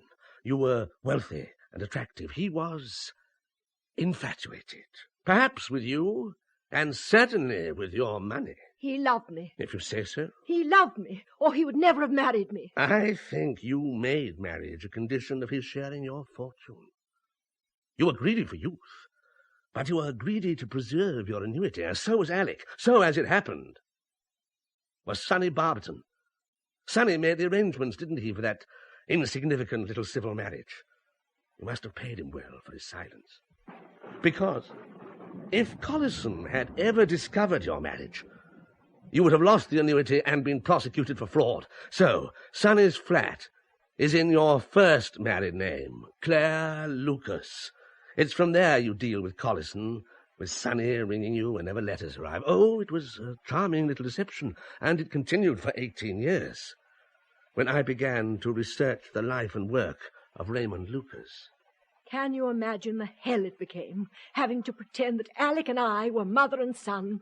It was shameful, humiliating. You were a fool to marry him in the first place. Once you came back to England, he'd got you where he wanted you. And he was able to carry on his little affairs here in Norfolk quite openly. Our marriage was happy at first, wonderful. It couldn't have lasted. His other affairs never lasted. But Anne Lawrence destroyed him. Promiscuous little slut. She may have been feckless and casual, but she loved Alec and wanted to marry him. I tried to dissuade her. I did everything I could to avert a tragedy, but she wouldn't listen to reason. I knew what Alec was like. Spoiled, lazy, immature, greedy.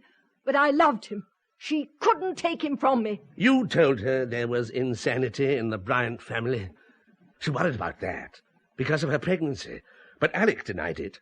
And you knew he would leave you for her because she too had money. And she also had youth. It must have been hard for you at first. But that gave you no right to kill her. Everything I valued was threatened.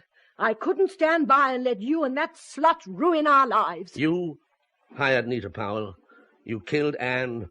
You forged the entry in her diary. You bribed Sonny to kill Nita. And last night, after my row with Alec, when he realized what you'd done, you knew you'd lost him for good. He was going to the police, wasn't he? So you shot him and planted this gun in my garden before telephoning Thorne. Look, Robert, the police think Alec killed Anne and arranged Nita Powell's murder with Sonny. They think you shot Alec in self-defense. They want to exonerate you, so... So? Let them go on believing all that. You're a sensitive man. You've known the life I've led. You must have enough imagination to realize the hell I've endured with Alec these past few years. Of course what I did was unforgivable. We can't bring them back to life. Do you want to see me in jail for 20 years? What good would that do? Haven't I suffered enough? Are you trying to buy me off? If I were convicted, the whole Lucas fortune would go to a college in East Africa. Why shouldn't you have some of it? I'm talking about 10,000 a year, Robert. For life. No. I shall phone the police. You're hurt, aren't you? Let me look. Oh, there's a bruise on your forehead. Why don't you rest for a while? Let me get you a drink. Well, if you've got some brandy. No, give it me. I'll keep the gun. It's safer with me. It won't do, Claire. You can't get away with any more. Get up! Come on! Get up! Walk slowly across to the windows. It's no good. It won't work. Keep walking. Thorne warned me earlier you might be dangerous. You're crazy. It's too late for you now. The evidence is too strong. There is no evidence against me, except what you might give. Open the windows. Go on, open them! I'm giving you one last chance. Let me call the police. Give me the gun. Give it to me. Keep away from me. How can you kill a man who's already dead? I'll take the gun, Mrs. Bryant. Sergeant, close the windows. Right, sir. Blanks, Claire. Blanks. Provided by the police. Oh, my God. We needed to get a confession out of you. Everything was too circumstantial. We'll be taking you down to Norwich, Mrs. Bryant, and charging you formally there. Better pack what clothes you need. When you've been charged, you can telephone your solicitor. My solicitor. You can do nothing on hearsay evidence. You petty men! Get her things together, Sergeant. Take her to the car. Get her out of my sight. Come along, Mrs. Bryant. I think I'd like a copy of your book when it comes out, sir. I'll accept the olive branch, but there'll be no book now. Not on this subject. Not from me. So where will the pennies come from now? I don't know. I don't know. Oh, we better get you home, sir. Come on. Sonny, Alec, Nita Powell, Anne. You know, the sad thing is, I was more than half in love with Anne. Didn't begin to realize it till all this hit me. And what about Folliot? And young Ropner? Come along. The havoc thorn. The unremitting havoc of it all.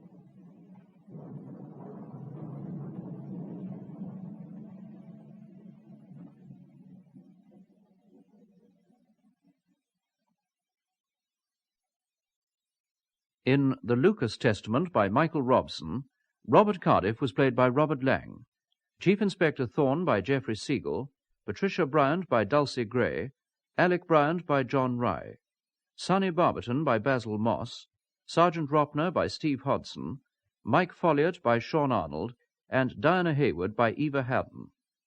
Maddie Head played Maggie Clement, Dennis McCarthy, Edgar Lucas, Michael Deacon, Barclay Collison, Rosalind Adams, Nita Powell. Other parts were played by Christopher Bidmead, Alison Gollings, Jelly Gratham, and Hayden Jones. The producer was John Cardy.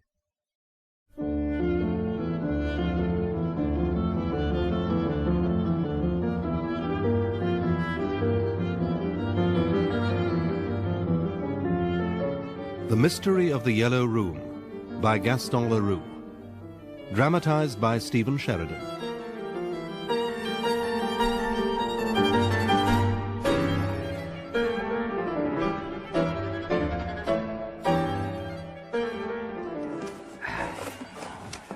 Damnation. Mathilde, where are you? I was just closing the shutters in the yellow room. I don't seem able to locate my pen. It's in your breast pocket, Father. Oh, yes. Can't you wait until morning to write up the results of your experiment? I'm much too excited for that. I honestly believe I'm on the verge of a breakthrough. Oh. Father? What is it? I thought I saw someone pass by the window. I expect it was Monsieur Corbeau. He often patrols the grounds at this hour, looking for poachers. Monsieur Corbeau, yes, of course. Are you all right, Mathilde? You've been jumping at shadows all evening. I expect I'm just a little overtired. A few hours' sleep will soon remedy that. Why don't you return to the house? There's a perfectly good bed in the yellow room. I'd rather spend the night in there. Are you sure that nothing's the matter? Quite sure, Father. I just don't want to be on my own. I'll sleep much more soundly knowing that we're only separated by a single door. As you wish, my child. I'll bid you good night, then. Good night, Father. And, Father... Yes, child? It doesn't matter. Good night.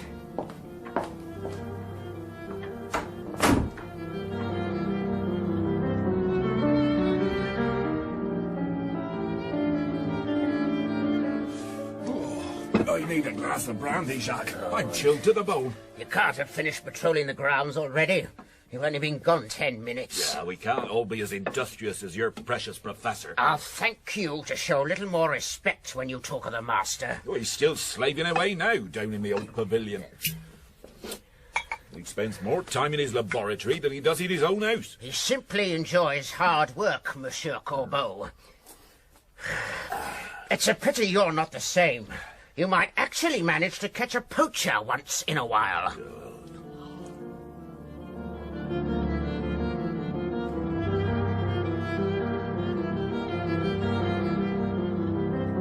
These findings further refute the widely held notion that matter can neither be created nor destroyed.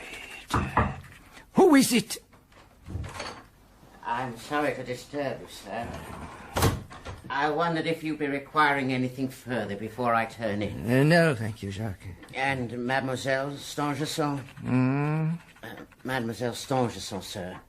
She won't be requiring anything either. She's sleeping next door in the yellow room. Oh, Mathilde!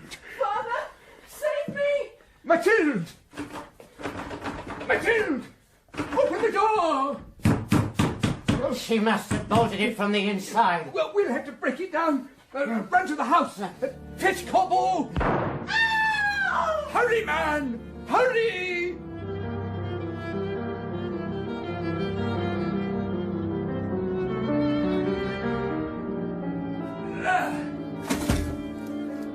Again! Yeah! Well done, Corbeau.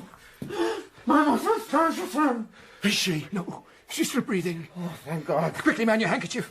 I want to staunch the wound on her head. Look at her throat. Somebody's tried to strangle her. Who can have done such a terrible thing? Who indeed? And more to the point, how did he escape from the room? He certainly couldn't have passed through a bolted door. No. And he didn't use the window either. But the iron bars outside haven't been touched. I don't understand, Professor Stangerson. It makes no sense. Whoever attacked your daughter has vanished into thin air.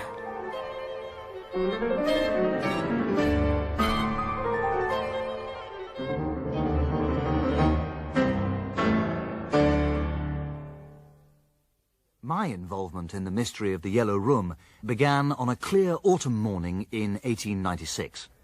I was eating breakfast at my lodgings when the door was suddenly flung open by my old friend, Joseph Rouletabille.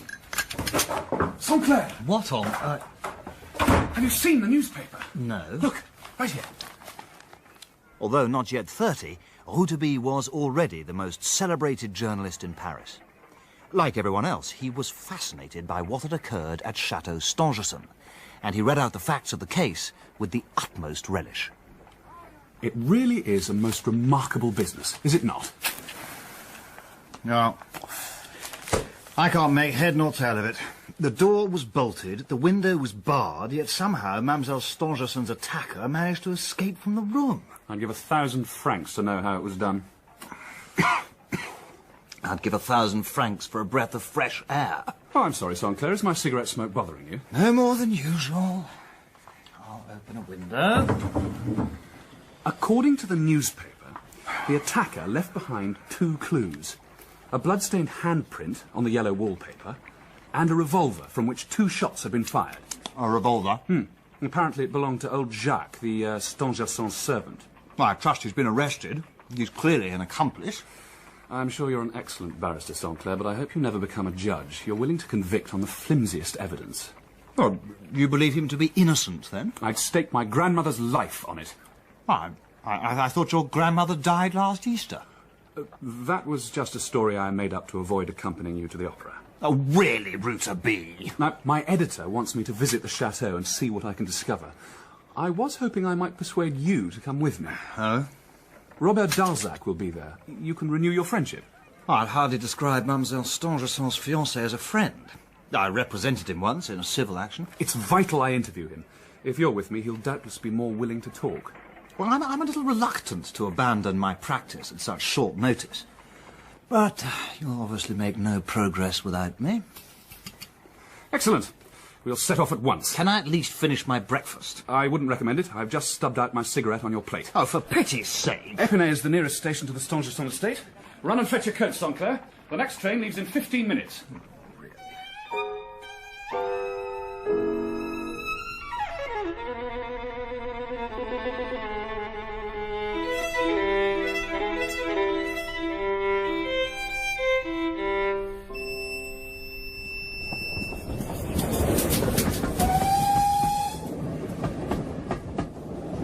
What can you tell me about Robert Darzac? Well, he's a gentleman of the very highest character. Like his future father-in-law, he has dedicated his life to the study of science. He's a professor at the Sorbonne, I believe. Quite so. According to the newspaper, he was delivering a lecture when Mademoiselle Stangerson was attacked. Well, then at least we know he isn't involved in this horrible business. Can't this train go any faster? But don't put your head out of the window, you'll get it knocked off. If there's one thing I can't abide, it's indolence. Whilst we're sitting here, the police are no doubt trampling over vital evidence. Do we know who the presiding magistrate has appointed to investigate the case? Oh, yes, he's placed the matter in the hands of Frederic Larsan. Ah, the great Inspector Larsan. At last, a foeman worthy of your mettle.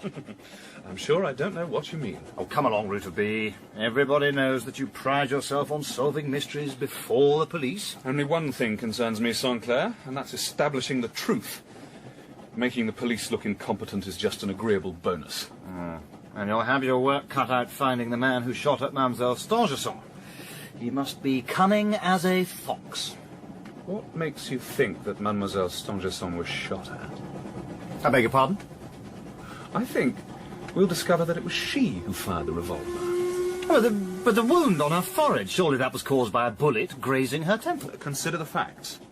Mademoiselle Stangerson was clearly frightened of something. She must have been. Why else would she lock herself in for the night? It's my belief that she also borrowed old Jacques' revolver for additional protection. I think I follow your reasoning. You believe that she shot at her assassin in self-defense, wounding him in the hand. Well done, Saint-Clair. We'll make a reporter of you yet. Your theory would certainly explain the blood-stained handprint on the wallpaper. But if Mademoiselle Stangerson wasn't grazed by a bullet, what caused the wound to her temple? That, my dear Saint-Clair, is what we have to find out. Speaking for myself, I can't wait to get started.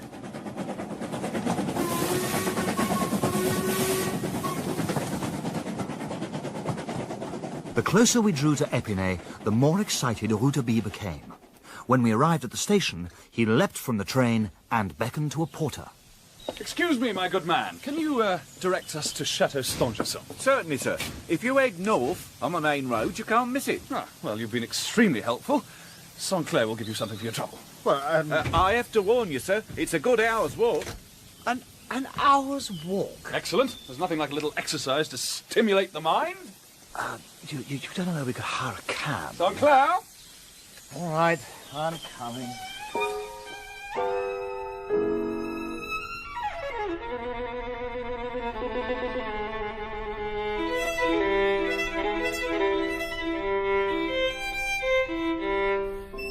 As it turned out, Chateau Stangerson was even further from the station than we'd been led to believe, and it took us almost 90 minutes to reach its gates.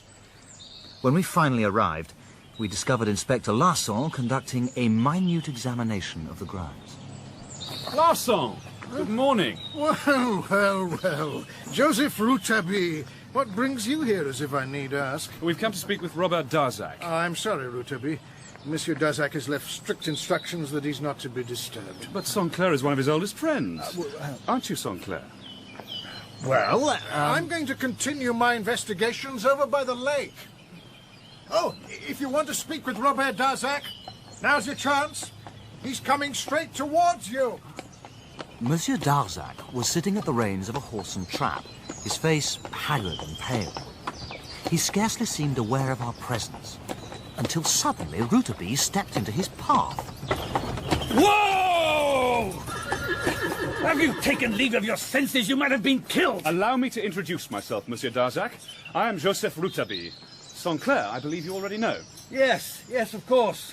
You once acted for me. How's your fiancée, Monsieur Darzac? She'll live, thank God. I can see you're in a hurry, but it's vital we talk. I'm sorry, Monsieur Rouletabille. It's out of the question. I'm expected back in Paris, and I dare not... How pleasant was the vicarage, and how colourful its gardens.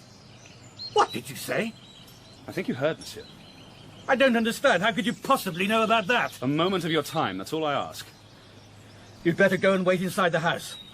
I'll join you there immediately.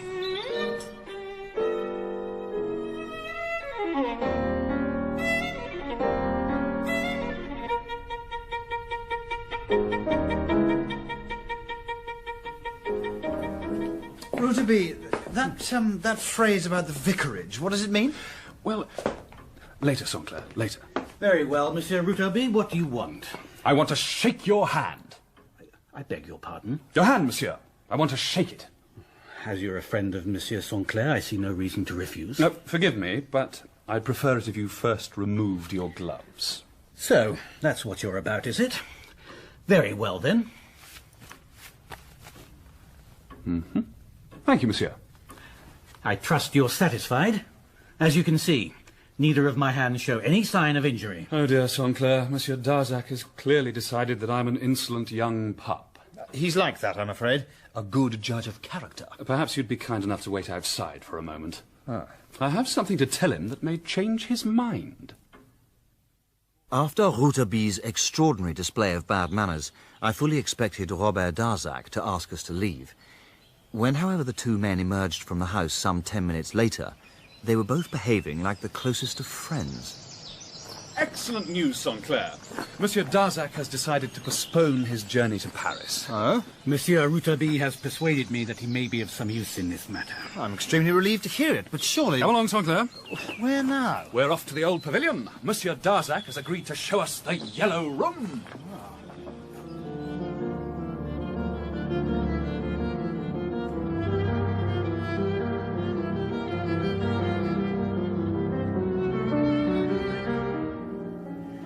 Here we are, gentlemen.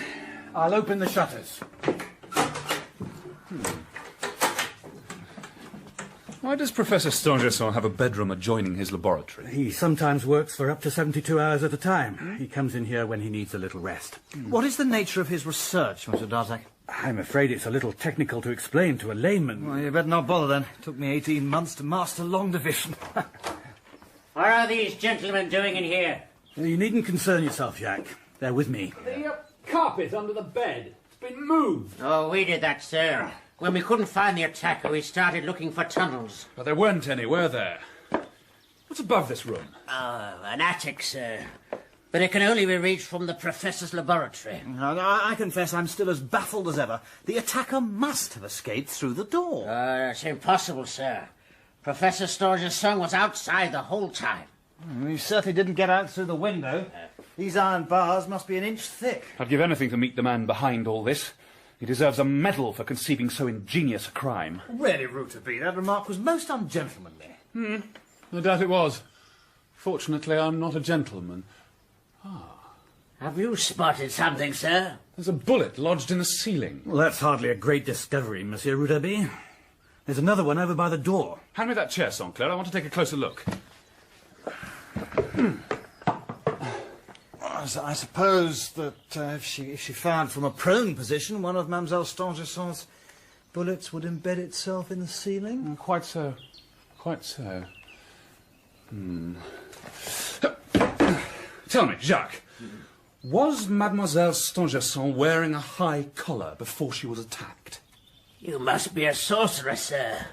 How did you know that? And this little marble-topped table, was it on its side when you broke down the door?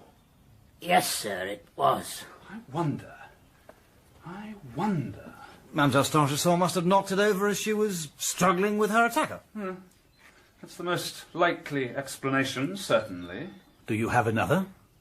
There's a little blood and a single hair on one of the corners. What does that tell you?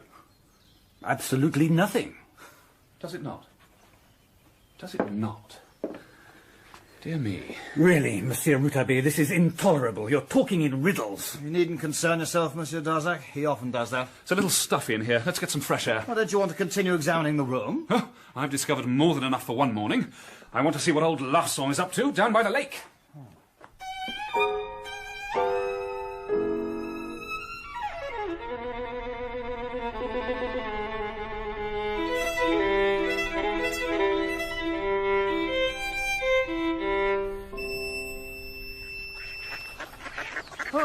Hello, Rouletabille. Are you still here? I hope you'll forgive me, Inspector, but I've asked him to stay. I shall be glad of his advice. I hold Monsieur Rouletabille in the very highest regard. Your reputation for shrewdness is clearly deserved.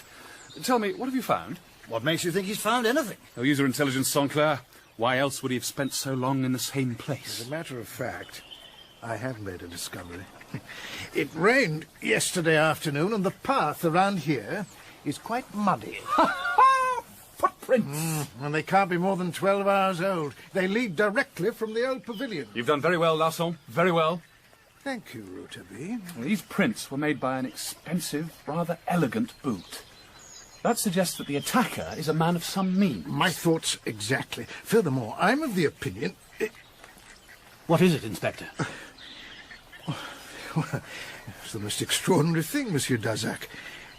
Look at the footprints made by the attacker, and look at the ones you've made now. Good Lord. They're identical. Just a minute. I hope you're not implying... Of course not, sir. No, I'm merely commenting on a remarkable coincidence. Oh, this is monstrous, Inspector. Surely you don't think that Monsieur Darzac attacked his fiancée? He was lecturing at the Sorbonne last night. Were you, sir? As a matter of fact, I asked somebody else to deliver my lecture. I was feeling unwell and decided to go for a walk. Very wise, sir. There's nothing like a breath of fresh air to clear the head. The footprints are superseded over here with bicycle tracks. The attacker must have used one to make his getaway. Do you know if anyone in the vicinity owns such a vehicle? As Inspector Larson was no doubt about to tell you, I do. Oh? Of course, you're obviously innocent, but, well, just to satisfy my curiosity, may I examine it? No, Inspector, you may not. It was stolen from me several days ago. Oh, dear me. Another remarkable coincidence. We're amassing quite a collection. Really, Inspector, this is intolerable. You're in no position to make accusations until you've solved the mystery of the Yellow Room. I wouldn't worry too much about that, sir. I worked out how it was done some time ago. You can't have. I'm sorry if you're disappointed, Rouletabille, but that's the way it is. You can't hope to get the better of the police on every occasion. Excuse me, sir. Yes, Jacques. What is it? The doctor's just left Mademoiselle Stangerson. He says she's well enough to be questioned. Excellent. Come along then, gentlemen. I don't suppose you'll allow me to interview her on my own. Rouletabille? What is it? He can't have solved it already, Saint-Clair. He can't have.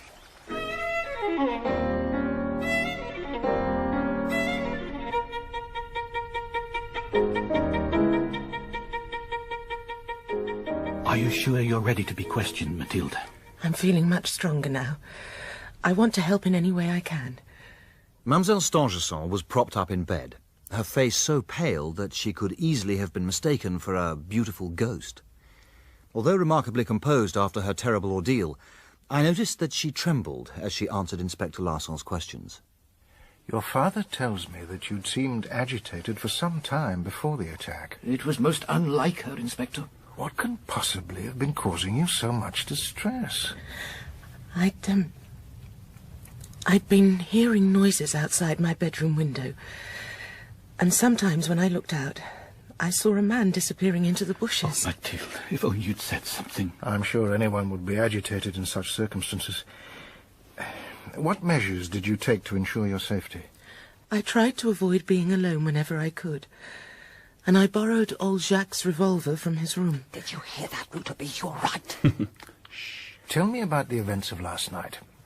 You spent the evening helping your father. Yes. I've worked as his assistant ever since...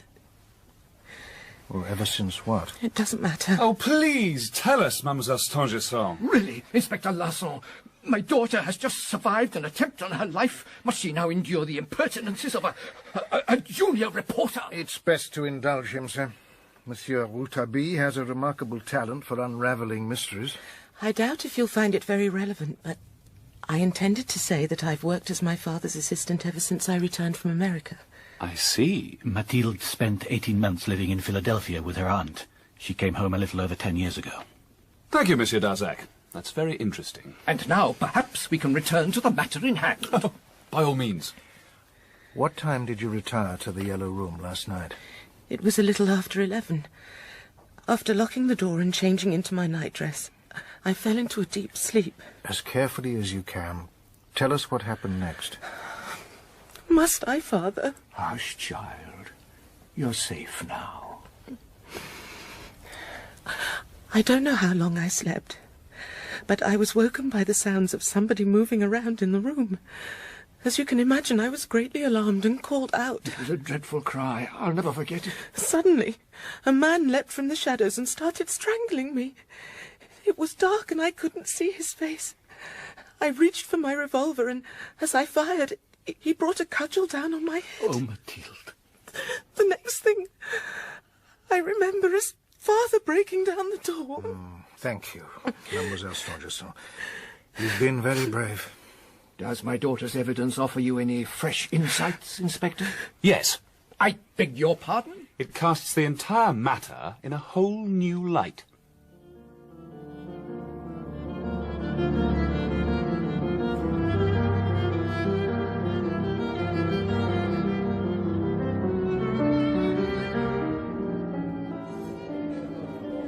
Two glasses of cider, please. Very good, sir. Hello there, gentlemen.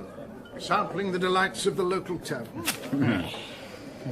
Sinclair's idea.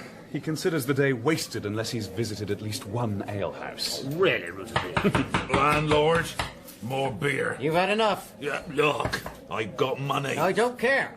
Clear off or I'll have you thrown out. I wouldn't stay here if you paid me. I hope the devil comes for you during the night. What an unmannerly brute. Well, that was Monsieur Corbeau, the Stangersons' gamekeeper. We came here hoping to meet him. I wouldn't have told you much. He was most unhelpful when I questioned him earlier. Your cider, sir. Thank you. It seems to me that quite a lot of people are being unhelpful at the moment. Entirely agree. Robert Darzac, for instance. I'm sure he knows more than he's saying. I have a theory about that. Oh? You remember I told you that I'd solved the mystery of the Yellow Room? Remember? Rouletabille's talked of little else. Well, gentlemen, this is how I think it was done.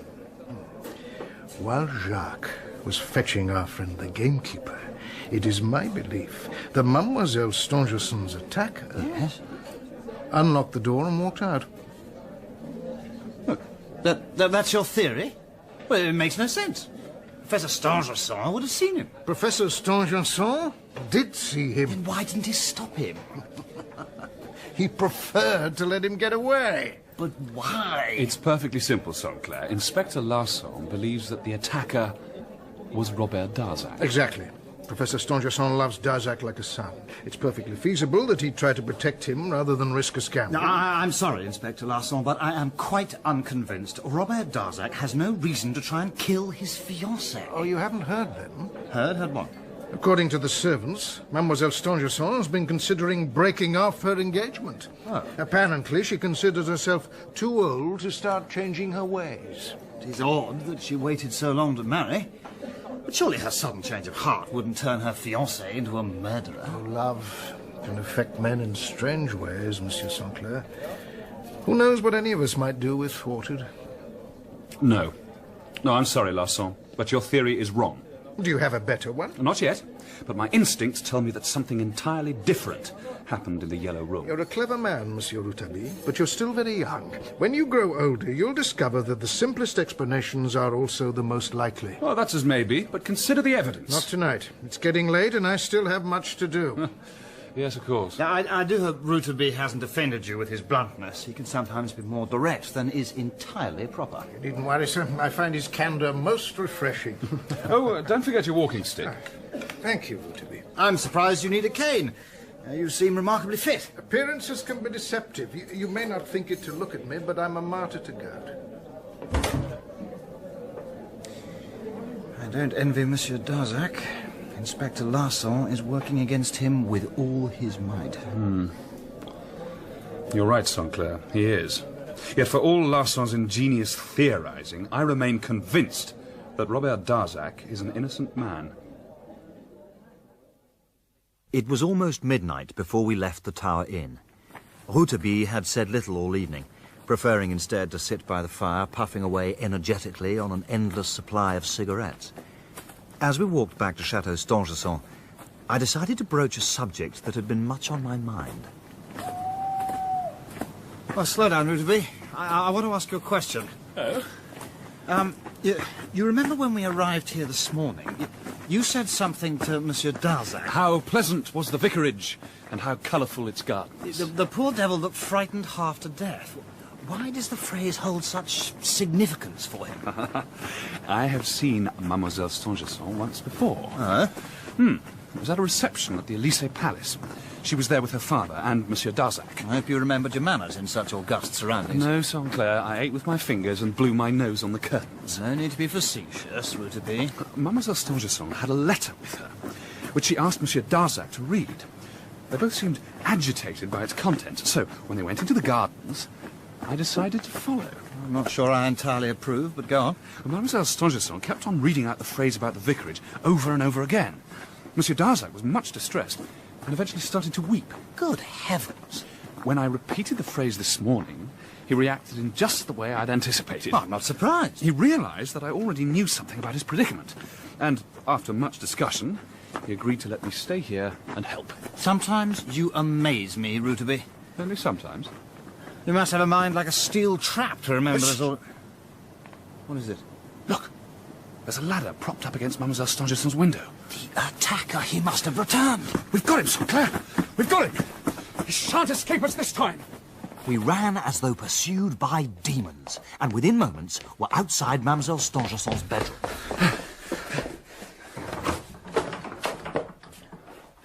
Nothing! There's no one here! He must have heard us coming. Saint-Clair, look! At the end of the darkened corridor, we saw the fleeing figure of a man. With an angry snort, he flung open a door and started running down the servants' staircase. Quickly, Saint-Clair! After him! We didn't know if our quarry was armed, and we didn't care. Our only thought was to lay hands on the creature who'd brought so much misery to the Stangerson household. Gentlemen! Imagine then our disappointment when we turned a corner and discovered not the object of our pursuit running downstairs, but Inspector Frederic Larsan coming up. What is it? What's happened? Have you got him? Got him? Got who? The attacker! He's in the house? We've just pursued him from Mademoiselle Stangerson's bedroom. Oh, my God. You must have seen him. I saw no one. Perhaps he tricked you and doubled back. Well, I suppose it is very dark. He came this way, I tell you. Calm down, Rouletabille. He can't have got far. We'll organize a search. We roused the servants, but it was all to no avail. The man who escaped from the Yellow Room had once again eluded us and vanished into thin air.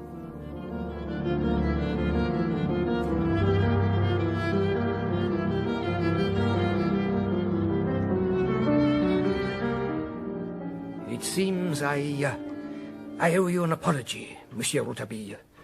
Inspector Larsan tells me that you showed great courage last night. I only wish I could have done more. I'm sorry if I've appeared discourteous, but I don't much care for journalists. The Stangerson name means a great deal to me, and I can't bear the thought of it being sullied. In God's name, what's happened? The house is in uproar. Brace yourself, Monsieur Darzac.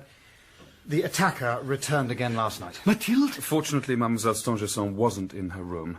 She decided to spend the night with her nurses instead. Why are we being persecuted like this? We mustn't give in to despair, Darzac. Inspector Larsan may yet still save us. Inspector Larsan? He's downstairs in the kitchen interviewing the servants. He asked us to send you to him as soon as you arrived. No doubt he did. I'm sure he won't mind if we keep him waiting for a few moments. Let's go for a walk, Monsieur Darzac. We have much to discuss.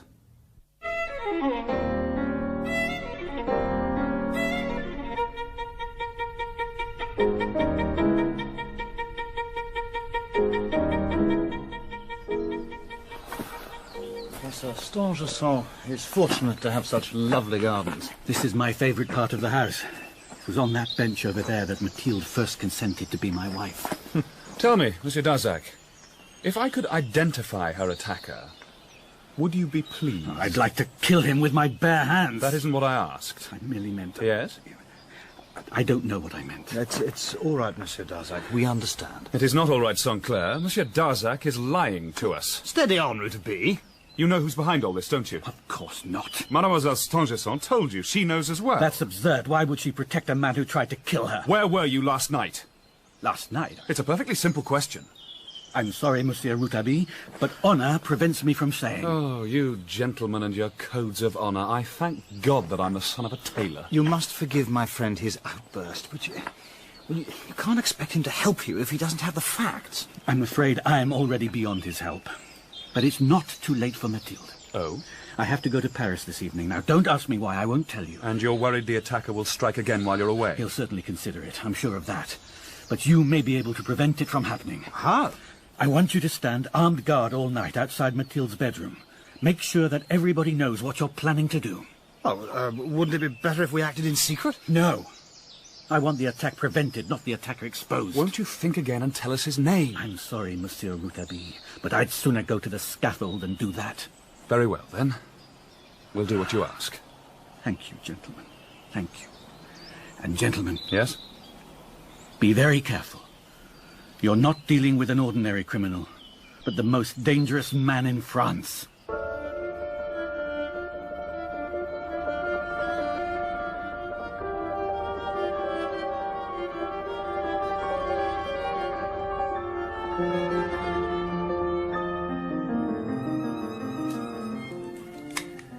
Old Jacques has managed to unearth a couple of revolvers. They're rather ancient, I'm afraid, but still perfectly serviceable. Don't point them at me, there's a good fellow. And don't throw them onto the table like that, they might go off. I'm not completely obtuse, Rouletabille. I haven't loaded them yet. They might go off. What's that? You're a remarkable fellow, Saint-Clair. You've just provided me with another clue. Oh, thank God for a decent fire. Oh, I'm chilled to the bone. Yes, there's a mist rolling in from the forest. Hello, what's this? Pistols at dawn? Nothing so dramatic, I'm afraid. We've been asked to guard Mademoiselle Stangerson. Oh. It's Robert Darzac's idea. He thinks the attacker may try his luck again tonight. I have to tell you, gentlemen, I do not approve. Oh, it's no good trying to dissuade us. Our minds are made up. Well, in that case, perhaps you'd better join me for supper in my rooms. If I can't prevent you from taking the law into your own hands, I can at least make sure you do it after a decent meal. My compliments to the cook. That was excellent. Thank you, sir. Another glass of wine, Rouletabille? Why not? Monsieur Saint-Clair, are you sure you won't join us? Perfectly sure, thank you. Despite Rouletabille's insinuations, I'm not a great drinker. May I have your plate, sir? Yes, of course. You seem tired, Inspector. I shall be glad when this case is over. It is starting to take its toll on my constitution. I don't think we'll be here very much longer. Oh? There isn't really a great deal more to find out. Do you know the identity of the attacker, then? Do you? Yes. Yes, I believe I do. So do I. Good heavens. I wonder, Monsieur Rouletabille. Can we be thinking of the same man? That depends. Depends? Depends on what? On whether or not you've changed your mind. I see. Robert Darzac is entirely innocent. I'm afraid I beg to differ. Then it's a fight to the finish. You against me. Are you sure about that? Yes, Larson. Perfectly sure. And believe me, I fully expect to win.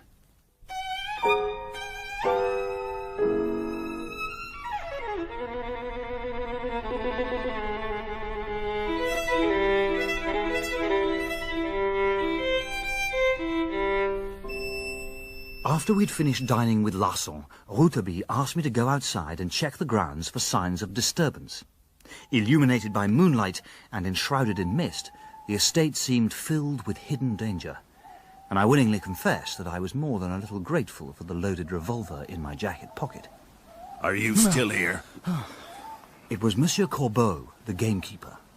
I thought you and your friend would have returned to Paris by now. We prefer to remain and protect Mademoiselle Stangerson. You can't protect her, sir. No one can. And what, pray, is that supposed to mean? It's the devil who's at the bottom of all this. The devil or one of his servants.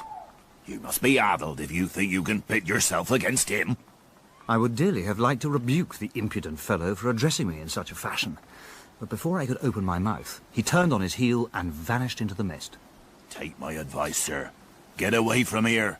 Get away from here whilst you still can.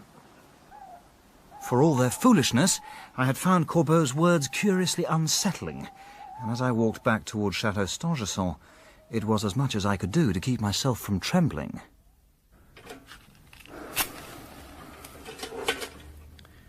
At a little after 10, I lit the lamp outside Mademoiselle Stangerson's bedroom and started keeping watch. Rouletabille had promised to join me, but he failed to appear. At first I felt merely irritated by his uncharacteristic absence, As the evening wore on, however, my feelings of irritation were replaced by ones of alarm.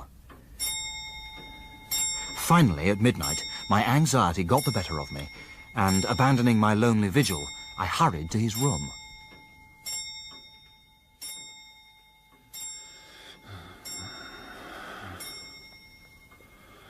Rouletabille? Rouletabille? Are you there? Rouletabille? Come on, old friend. I don't know. Wake up. Sinclair, where am I? Well, it's all right. You were asleep. What, asleep? What? That wine I had. It must have been drugged. Well, that's why Larsan seems so tired. Quickly, help me get up. We've got to get back to Mademoiselle Stangerson's room. Oh, my God, Sinclair, we're too late.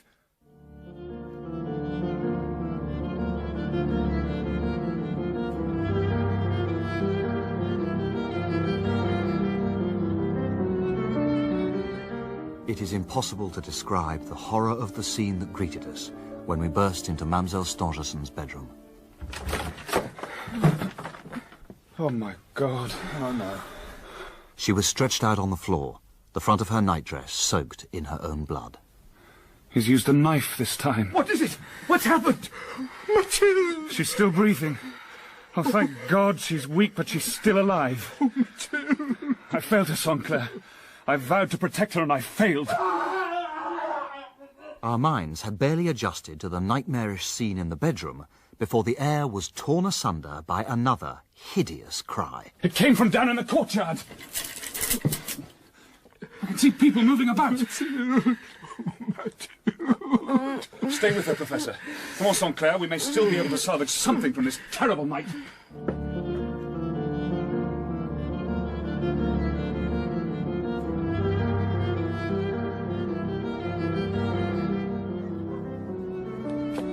Quickly! Shine the lamp over here. Oh, my God. Another victim. It's Monsieur Corbeau, the gamekeeper. He's been stabbed through the heart. The poor devil. He must have tried to prevent the attacker from fleeing the house. You're not going to like this, Rouletabille, but look who I discovered standing over the body. I've already told you he was dead when I found him. Monsieur Darzac, why aren't you in Paris? I'm sorry. I can't tell you that. For pity's sake, Darzac, speak and save yourself. I care nothing for my own welfare, Monsieur Rouletabille. You know that. Tell me about Mathilde. She's still alive. Thank God. But she's badly injured, though. We can only pray that she has the strength to recover. You must let me go to her. You're not going anywhere. Robert Darzac, I'm arresting you for the murder of Monsieur Corbeau and the attempted murder of Mademoiselle Stangerson. This is a travesty of justice, Larsan. You know he's innocent. I know nothing of the kind. I've sent one of my men to fetch a police carriage. We'll wait outside until it arrives. Don't give up hope, Monsieur Darzac. I'll not let them convict you. Do you really think you can save him from the scaffold? I already know what's happened here, Sinclair, and I know who's responsible. The only question is, can I prove it in time?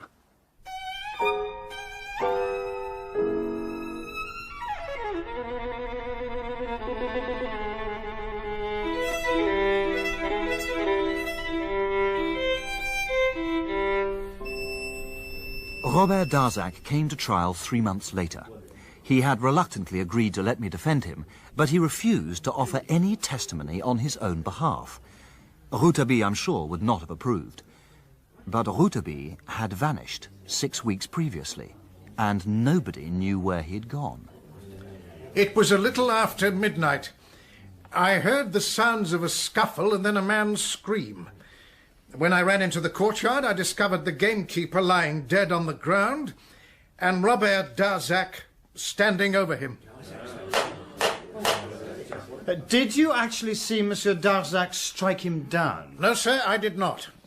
So your evidence is purely circumstantial, then? If Monsieur Darzac is innocent, why does he refuse to explain what really happened in the courtyard? He refuses to explain, does he? Yes, Your Honor. It is not for Monsieur Darzac to establish his innocence, Inspector Larsan. It is for you to establish his guilt.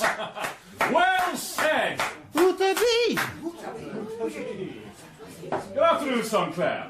Oh, and Mademoiselle Stangerson. I'm glad to see that you're sufficiently recovered to attend. What the devil do you think you're doing, sir? I'm greeting some old friends, Your Honour. And after that, I propose to prevent a terrible miscarriage of justice. Silence! Silence! If you cannot contain yourselves, I shall clear the gallery. I apologise for the lateness of my arrival, Your Honour, but I've only just stepped off a steamer from America. Well, as far as I'm concerned, you can step right back on it.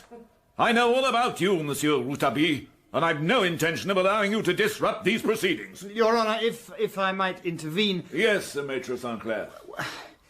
I realise that Monsieur Rouletabille's behaviour has been a little unorthodox, but if he has genuinely uncovered some new evidence, I think we should hear him out.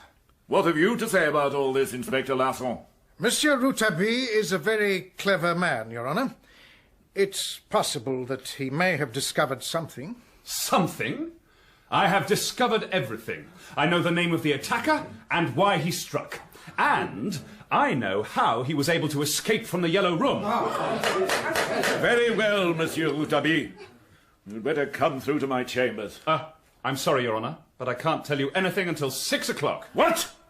This little joker's gone on quite long enough. Seize him, officers! Please, Your Honour, in the interests of justice, I must beg the court's indulgence. Do you really know how the attacker was able to escape from the Yellow Room, Monsieur Rouletabille? Yes, Your Honour, I do. He was able to escape because he was never inside in the first place. And that, Your Honour, that is all I'm prepared to say until 6. Saying nothing was a new experience for Rouletabille, and not one he much relished. Sitting next to me in the judge's chambers, he sighed with relief as the clock struck 6. At last, gentlemen, at last I can tell you what I know. Just a minute, Monsieur Rouletabille. Inspector Larson is yet to join us. You won't be seeing him this evening, Your Honour. Unless I'm very much mistaken, he'll have fled Paris by now. Fled Paris? What are you talking about? Isn't it obvious? Larson is the man who's responsible for these terrible crimes. Oh, don't be absurd. Frédéric Larson is one of the Sûreté's most respected officers. I know it's hard to believe, but the evidence I've assembled against him is overwhelming. I don't understand. Why would Inspector Larson want to murder Mademoiselle Stangerson?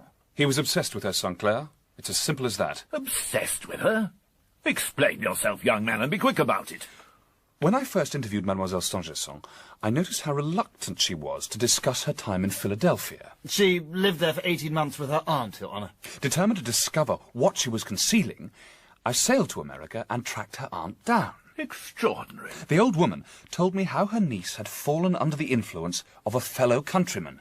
She knew him as Jean Roussel, but he's better known to us as... Frédéric Larson. Mademoiselle Stangerson was young and innocent. Larson was older and more worldly. It's little wonder that she allowed him to seduce her, and eventually consented to become his wife. They're married? In case you doubt my word, here's a copy of the marriage certificate. Oh, I need a glass of brandy. I've never heard a more astonishing set of revelations. For a while, they were happy enough, living together in an old vicarage on the outskirts of Philadelphia. But their happiness was shattered when Mademoiselle Stangerson discovered that her new husband was already married. Dear God. Well, that means that her own marriage was completely invalid. Sadly, worse was to come. Larson was implicated in the murder of a business associate, and abandoning his bride, he fled back to France. Good heavens. Was there any brandy left in that bottle? Mademoiselle Stangerson returned home a broken woman.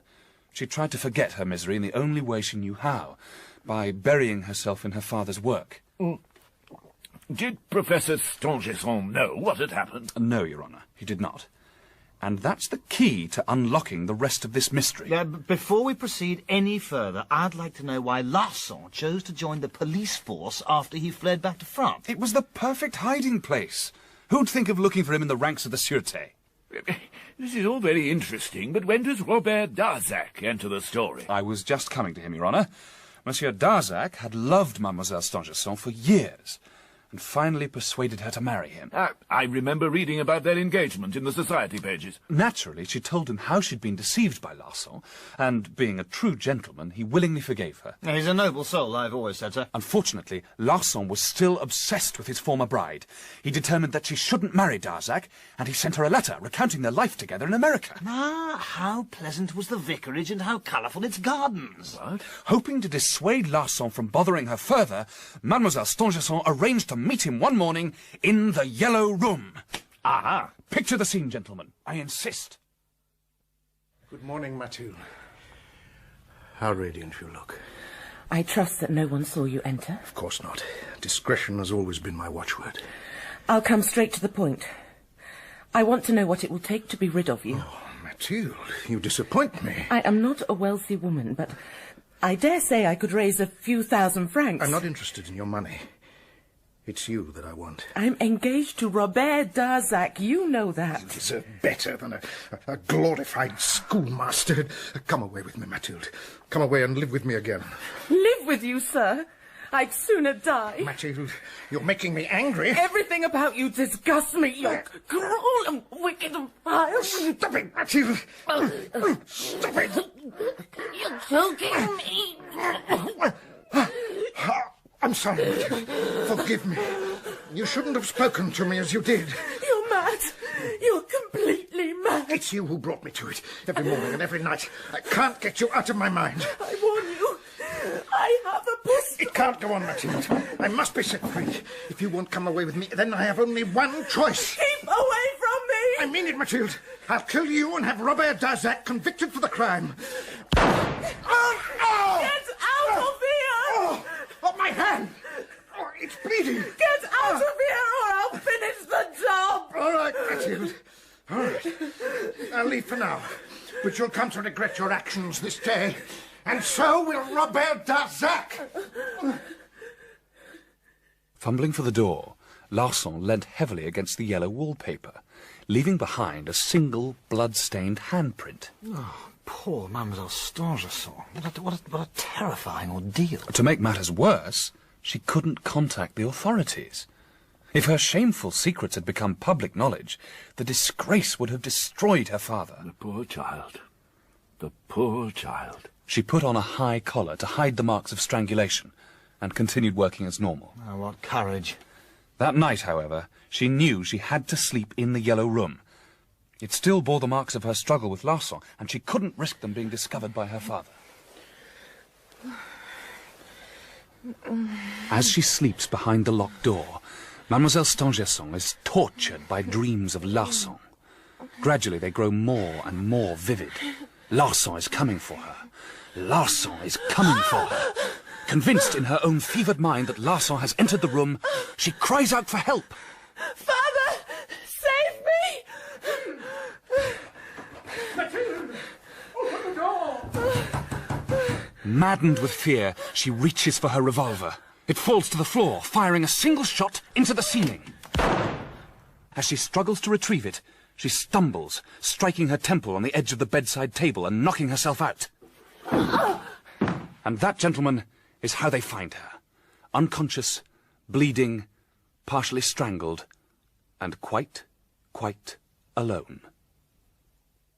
I suppose it was the hair you discovered on the edge of the table that told you what had happened. That, and the bullet embedded in the ceiling. Astonishing, Monsieur Rouletabille. Quite astonishing. The rest you already know.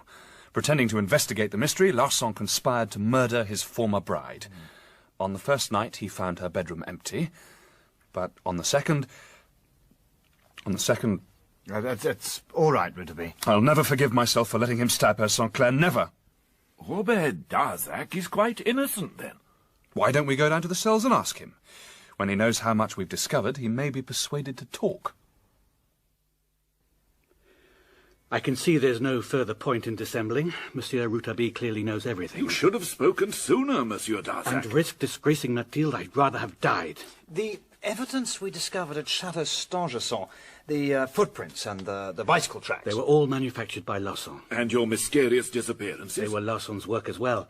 He promised me the return of certain documents he had in his possession. Love letters from Mademoiselle Stangerson. Yes. Using them as bait, he lured me from the house at the most incriminating moments. What diabolical cunning. On my third trip to Paris, I realized that he had no intention of giving them up.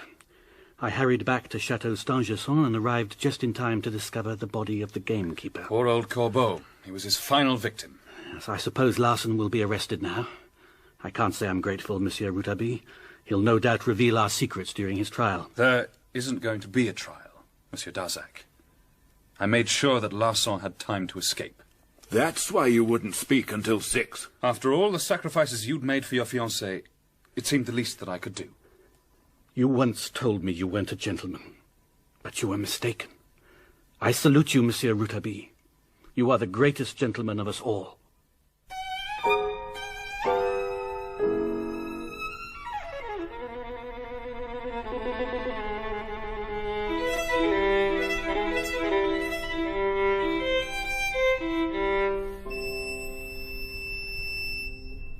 After the case against Darzac collapsed, Rouletabille returned to work. I wasn't to see him again until we were both invited back to the chateau a few weeks later. Another glass of the Professor's Burgundy? Thank you, Saint-Clair. Mademoiselle Stangerson seems a great deal stronger. Monsieur Darzac tells me that she's expected to make a full recovery. Will they marry, do you think? Larsan certainly won't stop them. He was last seen boarding a steamer bound for Algiers. Tell me, Rouletabille, what made you suspect him in the first place? It was obvious. You remember when we chased an intruder from Mademoiselle Stangerson's bedroom? Remember? I'll never forget. As we pursued him downstairs, we encountered Larsan coming up. He told us that no one had passed him. Well, that was clearly impossible, so either he was lying or else... Or else he was the intruder himself. And then, of course, there was his walking stick. His walking stick? He didn't have gout, Saint-Clair. He had a bullet wound in his hand. Wrapping it around a walking stick enabled him to conceal it. That's astonishing. I need hardly add that only Larsan had the opportunity to drug my wine. But he was as affected as you were. A pitiful piece of play acting. He was still trying to deceive us, even at the end. You should feel very proud of yourself. You've thwarted the schemes of a madman. I suppose so. What is it, Rouletabille? You seem a trifle gloomy. This has been a dreadful business, Saint-Clair. We've encountered tragedy and violence at every turn. If it weren't for one consideration, it might be too much to bear. And what consideration is that? The whole thing has provided me with some excellent copy. Oh, really, Rouletabille? I haven't been able to tell the entire story, of course, but I've still managed to turn out a first-rate account. You are incorrigible. Well, I can't be a gentleman all the time. Got a living to earn. Come on, Saint-Clair. It's getting late. Let's both drain our glasses and return to the house.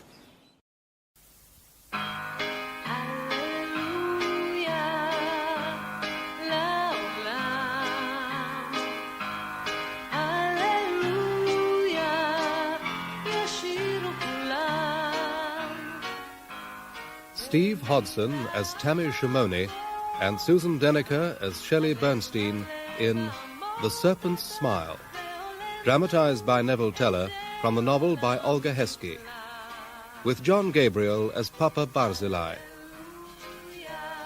The Serpent's Smile.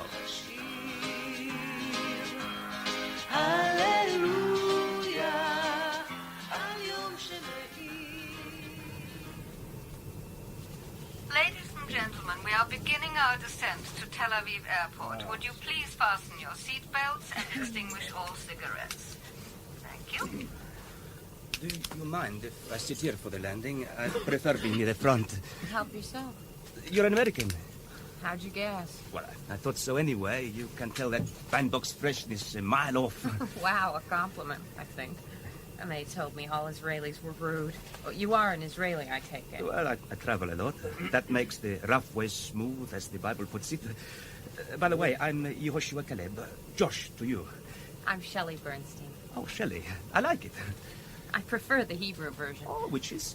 Tzivia, or so my grandma in the Bronx always told me. Shelley's fine. You've been to Israel before? No, it's my first time.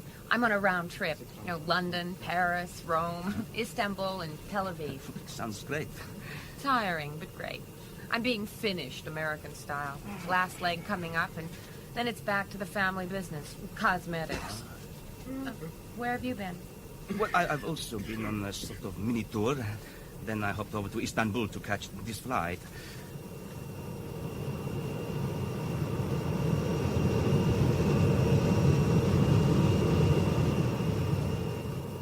How long will you be staying in Israel?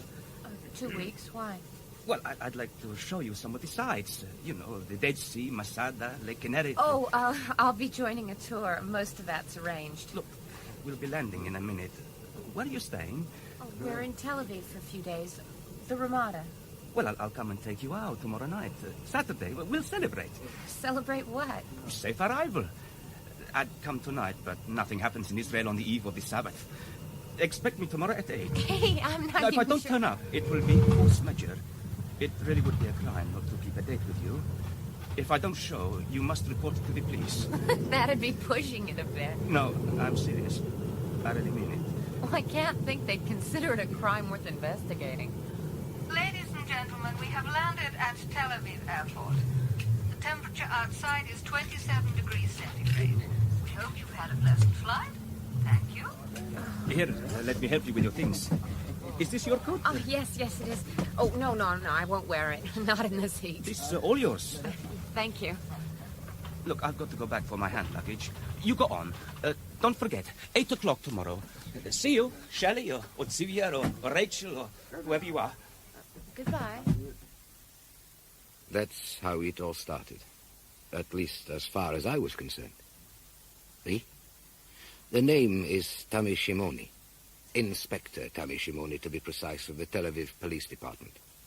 Just a cop. At least that's what I was when this thing all began. How did I get involved? Well, for one thing, Josh Caleb did not show up at the Ramada Hotel that Saturday night. Saturday evening in Tel Aviv. How can I describe it? From dusk on the Friday, the eve of the Sabbath, until the first star puts in an appearance in the Saturday evening sky, the whole town is pretty much like a morgue. Then, slowly, one by one, the shops down the main thoroughfare, Dizengoff, switch on their lights and open their doors. The scores of cafes set out their tables and chairs on the wide boulevard. The traffic starts to flow, slowly at first, then faster and more furiously as daylight fades completely into the balmy summer night. And then the people.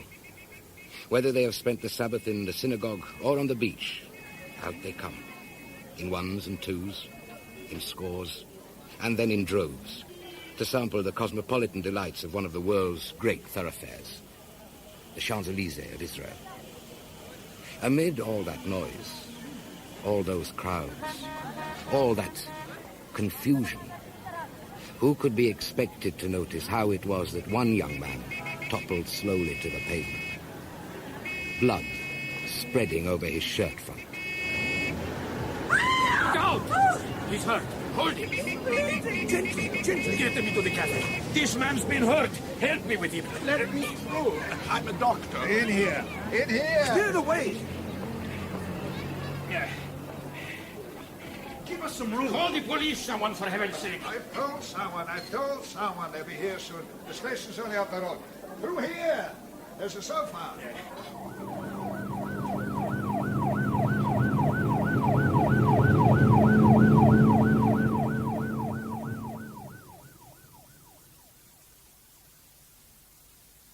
Well, Doctor?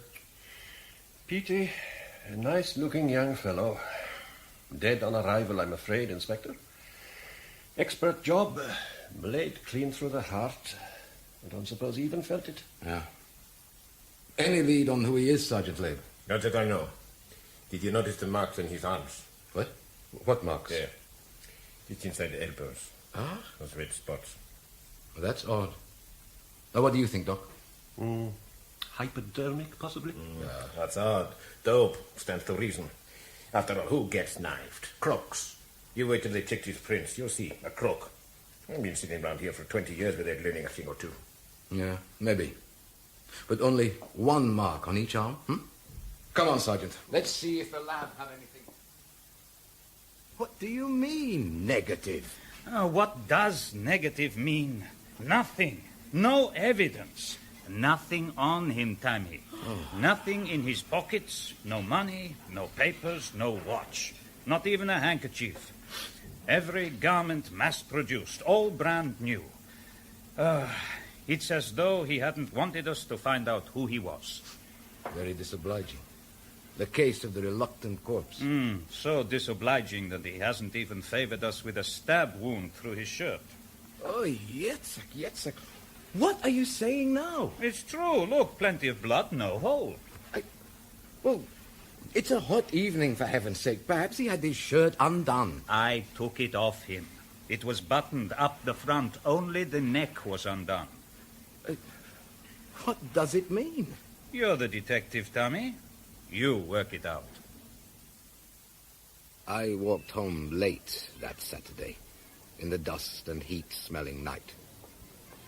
Down Dizengoff I walked from the police station at the top end, and the streets were still crowded, far more than in daytime.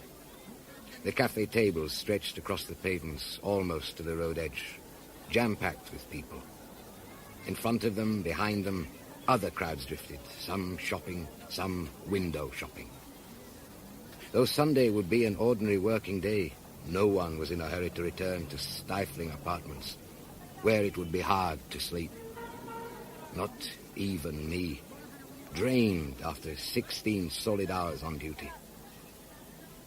Beyond the great raised square, the Kikar, the crowds thinned, and I turned into the quieter residential street where I lodged. On the far corner was the lighted ground floor window. Papa Shmuel Barzilai would be playing chicaneurs with Mr. Reuben. Mama Barzilai would be in bed. She usually was, waited on hand and foot by Papa. Lemon tea, hankies soaked in eau de cologne, books. She suffered from some mysterious ailment that innumerable doctors had failed to diagnose. Poor Papa Barzilai's pay as some sort of clerk at Tel Aviv port couldn't really cover the cost of the daily help they had to employ. So my rent came in handy. I was lucky, really. They had practically adopted me. Ah, Tammy. You won't believe it. He's another 500,000 shekels down. That's 45 million he owes me. When will he learn? He can't trick me. Trick you? Who tries to trick you? He doesn't mean it, Mr. Reuben. You think I don't notice? I notice, but I don't let on. I see right through you and your little games. And don't think I won't collect that 45 million one day. I'll send a lawyer's letter. Lawyers? There won't be any need for lawyers. You two are as bad as each other. There won't be any 45 million. A run of bad luck. That's all I've had. It can happen to anyone. Good night, Shmuel. My luck will turn. You wait till tomorrow. I can wait. Good night, Tammy. Good night, Mr. Reuben. Why on earth do you two play for such high stakes? Huh? If he didn't try tricking me, he'd do much better. You know you wouldn't enjoy it half as much. You know, you'd play a fair hand, Tammy, if you put your mind to it. I'd rather put my mind to unarmed combat. Take up chicaneurs with you. You've got a photographic memory to start off with. By the second time round, you always know what card's coming next. And if I have, what else have I got to occupy my mind? Only cards and hearing about your job. Now, tell me, my boy, anything interesting get you so late today? Yeah, nothing much. Some chap got himself bumped off in the middle of Dizengoff with a couple of 1,000 people around him. And, of course, no one saw a damn thing. Know who he was? No idea. That's the snag. There wasn't a thing on him apart from his clothes. No marks except a knife wound. Interesting. Wonder where he was killed, then. Where he... of course. I must have been half asleep. Now, that would explain the shirt. There wasn't any hole to correspond with the knife wound. Yeah, he was dead when he arrived at Dizengoff. Probably unloaded from a car at the curb, then simply left to fall. That makes sense of it all. Doesn't explain anything, but it makes some sense. You won't believe it, Tammy, but they've taken our corpse. What do you mean? Who's taken it? There's something up. It's no use asking me. I don't know. Superintendent Cohen, who took it? I told you I don't know. I can guess, but I don't know. Anyway, there was an order from the Inspector General this morning. Oh. Yes, we're to carry on with routine inquiries. Without a corpse, Super, huh? Are they going to tell us who it is? They obviously know. Oh, if I know the form, they'll tell us nothing. We carry on with routine inquiries, and in a day or two we'll be told to forget it. The case is closed. Oh, for heaven's sake. I know, but for the moment, we carry on. You'd better see the two witnesses the squad boys reported in. Yeah. An old doctor sitting outside the cafe and the cafe owner. The rest of them ran like hell when they were asked to give information. Nothing new about that. No. There's only one other job, and then you can have the half day off. Oh, yeah. What is this other job? Just a simple bank robbery, huh? No, nothing like that. A tourist at the Ramada Hotel says she's been robbed. What about somebody else for a change? Now, everyone else is busy as a left-handed bagel maker. Huh. Can't the tourist wait? No, she has to leave Tel Aviv. She's with a party. No. You do those jobs, write your reports, and off you go. Free till tomorrow. Thanks for nothing. 50 years ago we came to this country. I'd only just qualified as a doctor. Back in Derheim, what is now Romania. Yeah. I've lived through everything. 48, 67, 73. Now I've retired, and I live very quietly. Now my dear wife has passed on. A few friends, a swim every morning, winter and summer. And on Saturday nights, I go and sit at the cafe table. Always the same one. And watch the crowds go by. Yeah, and last Saturday night, Dr. Livney. As usual, I was sitting at my table, and the waiters were putting more and more tables in front, when I noticed 3 people. Now, what made you notice them especially? Well, it somehow looked strange. 3 heads, quite close together, moving through the crowds. And what happened next? Well, suddenly, all the people walking in front of us seemed to bunch together. Yes? I stood up to see what was going on, and then there was a scream. And then? More pushing backwards and forwards. And then they were carrying someone into the cafe past me. I called out I was a doctor, and they let me through. The young man was dead when I got to him. Was he warm? Warm? Of course, he must have been. He was just dead, wasn't he? Yes. Yes, of course. And the other 2? Would you recognize them again? Could you identify them? No, I don't think so. It was only the heads I saw, dark heads. Or did you see where they came from? Did you see a car pull up at the curb just before? There might have been, but I didn't notice. Well, thank you very much. You've been very helpful. Goodbye, Dr. Livney. That's a striking photograph. What? Oh, my son. He died in the 6-day war. On the last day. Oh. I'm sorry. You know, you're like him. Very much like. I noticed it at once. I wasn't, though. Like his son, I mean. No, I reckon he saw his son in every young man he met. He waved at me as I walked down the garden. His son should have been there, to pull up the cactuses and plant some flowers. It was 10:30. My next call was the cafe owner. The Café Schwartz in Dizengoff was empty. Outside, there were 1 or 2 early morning coffee drinkers, but inside, the chrome plastic top tables and imitation marble walls were depressingly aseptic. The espresso machine bubbled and winked malignant red and green signals. Behind it loomed its master, Naum Schwartz. Another road. Nothing better to do. I told your people everything I know last night. And that's nothing. It's still the same. So, someone is murdered in the busiest part of town, and you want us to do nothing. Come on, all kinds come here. Wasn't there maybe someone you recognized? That you remember perhaps from years back, huh? At any time in the evening? It may have nothing to do with this affair. But there again, it could give us a lead. Have you ever been here on a Saturday night? You know what it's like? 2 espressos. Is that all? It's all they ordered. Offer them a cake. 20 people could get themselves killed on your nose.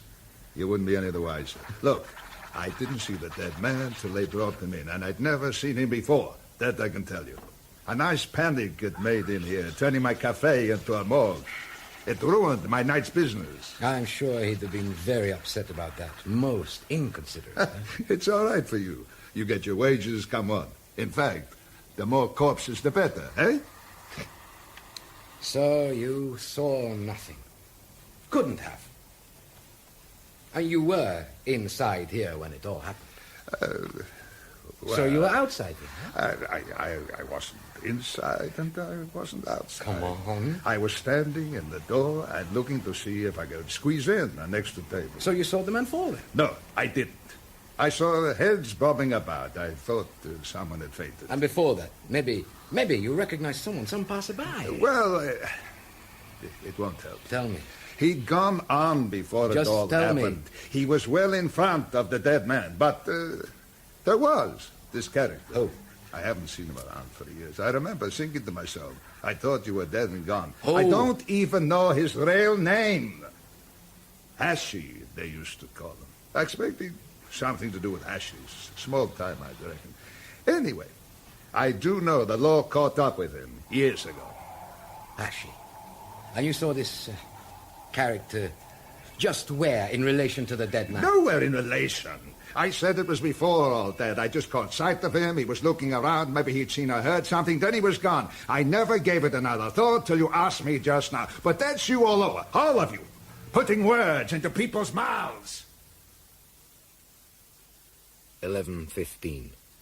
Only the American tourist to see now, and a couple of reports to write. Prospects for my half-day were definitely bright. The Ramadar Hotel is one of half a dozen that rise monolithic on the seaward side of Tel Aviv's promenade. If it has any distinguishing feature, it is that it projects a shade more defiantly than most towards the sea, while from its townward face, honeycombed with balconies like a hive for giant bees, a glass-doored portico leads into a lobby chilled to freezing. Police. You have a guest by name Bernstein? Miss Bernstein? Yes, room 210. You can phone from here. 210, thanks.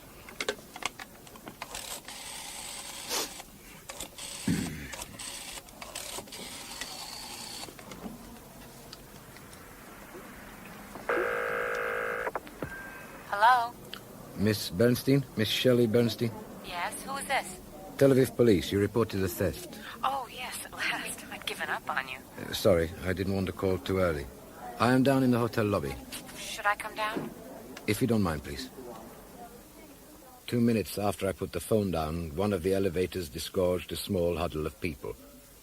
A nondescript man, a middle-aged couple, a grey-haired woman who could be nothing but a schoolmistress, and a remarkably pretty girl exuding a sort of vitamin-fed sparkle that could only be American.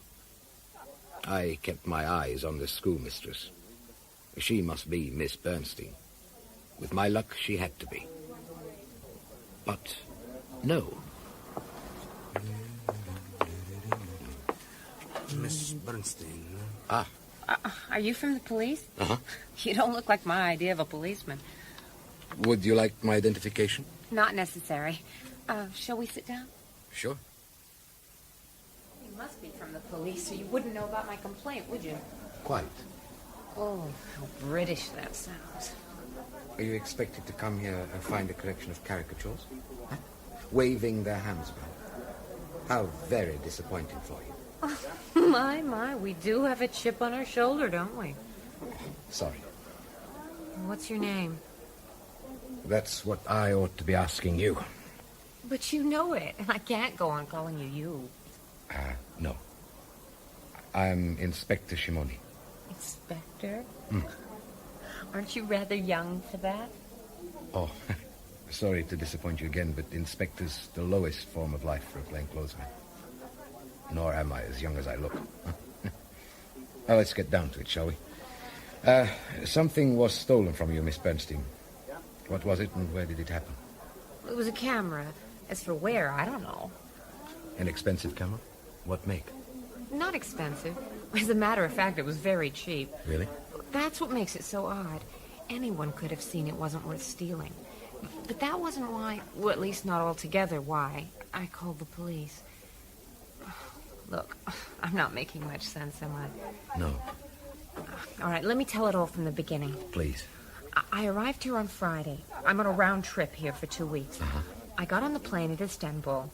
I took an empty window seat, and the one next to me was empty. As we were starting the descent, a young man came and sat next to me. Said he wanted to be near the front for the landing. That's not surprising. Whatever he said. I don't think it was just interest. Oh, he was interested, but he seemed kind of anxious. He was talking to me, but half his mind was on something else. So what did you talk about? He asked if this was my first trip to Israel. He said he'd like to show me around some. Show you around? So he was an Israeli then? I guess so. He didn't say. Then the plane began to dip, and he asked where I was staying.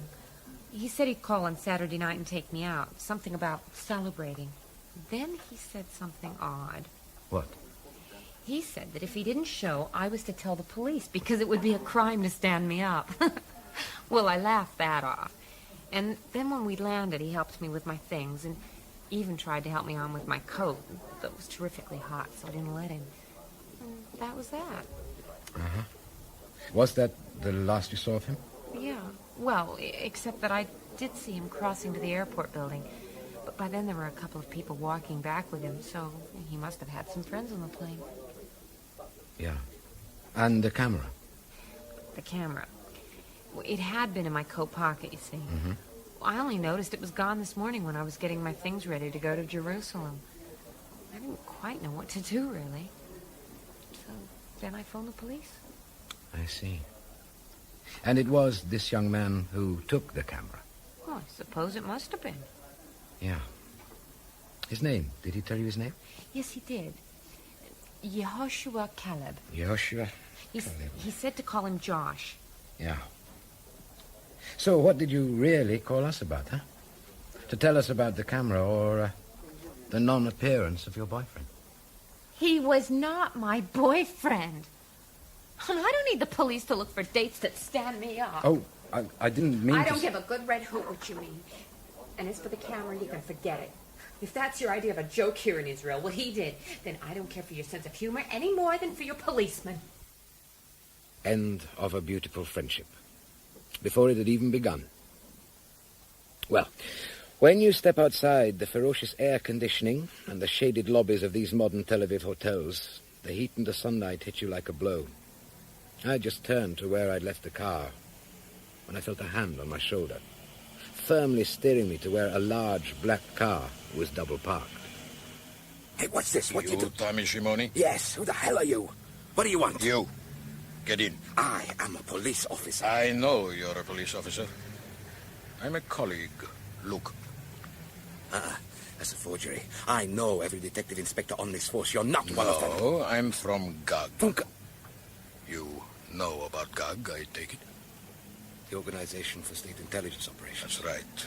We tackle all the things the others won't dirty their hands with. What proof have I that you What do you expect? A silver badge?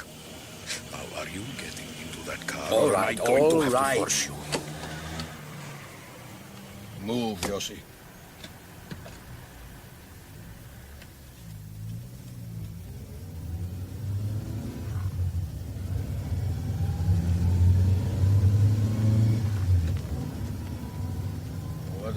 at your watch for? You got something planned for this afternoon? My half day.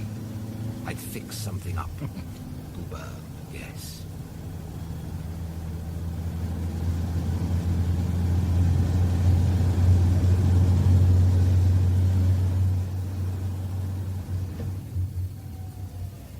We're here. Out. Right. So what's this then, huh? Custom sheds. We're at the port. Don't ask.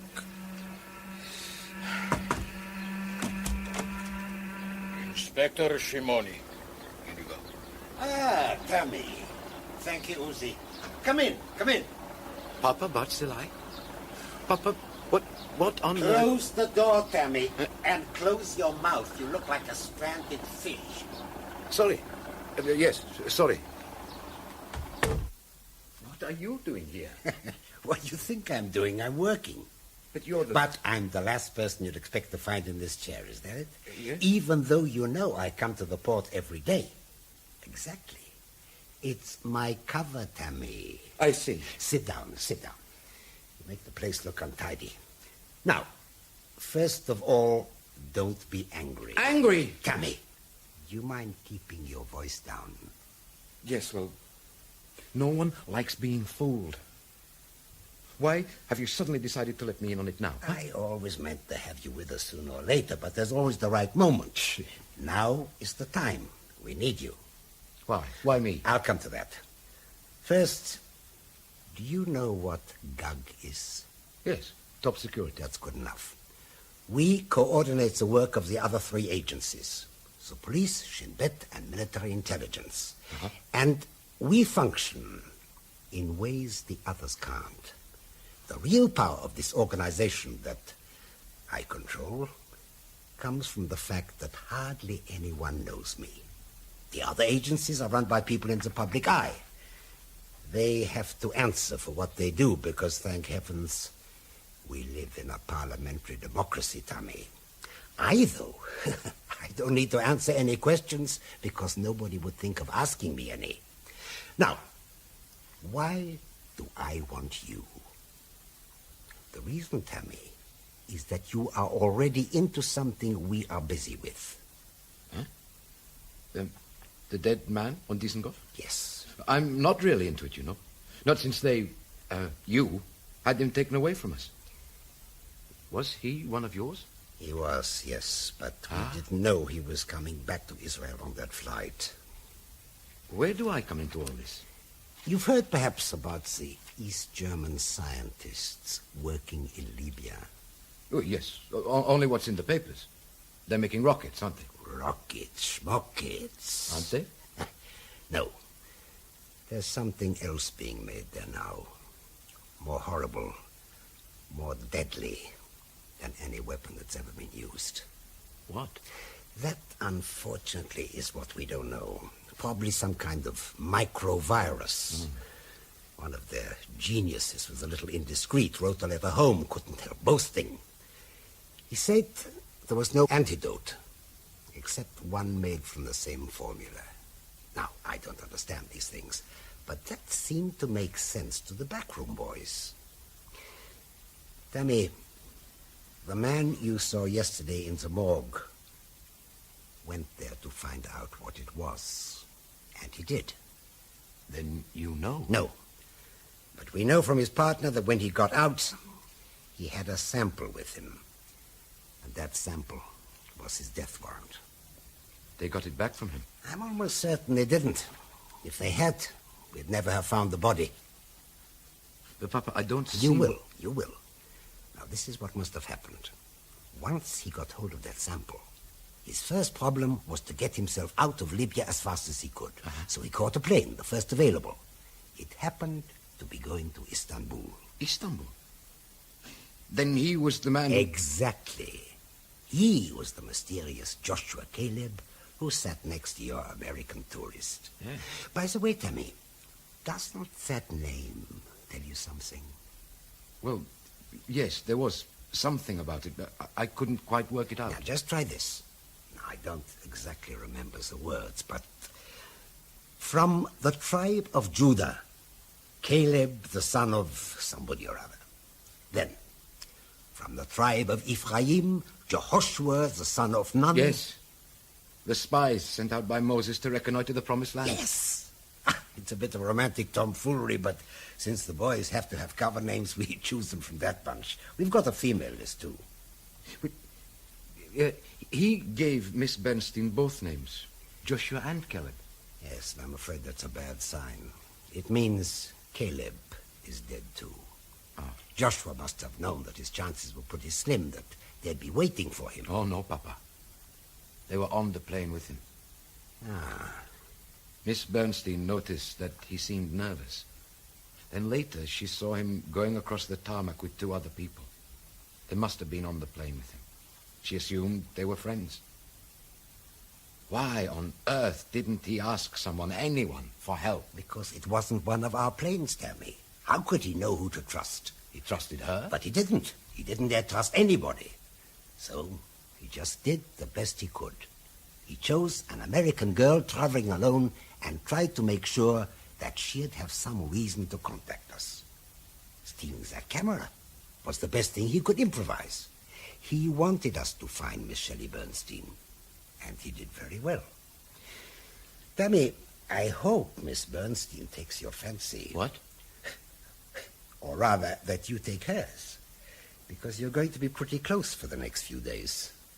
But she has already told me everything. She has not, Tammy. Maybe she told you everything she thinks she knows. But there must be more. There has to be more, because if not, the alternative is unthinkable. You're quite sure the other side, that they didn't get the sample back from Joshua? Quite sure. They dumped that body so that we could get after the stuff before the trail got too cold. They'll be watching us, and we will be doing their work for them. Those marks on Joshua's arms, true, Cyril? They tried. He was a trained agent. They got nothing out of him.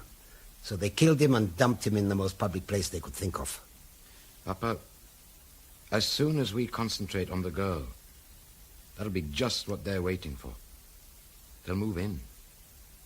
She'll be placed in real danger. She'd be their first choice anyway. They knew Joshua was sitting next to her on the plane. Tammy, you'd better get moving and don't go home. Go straight after her.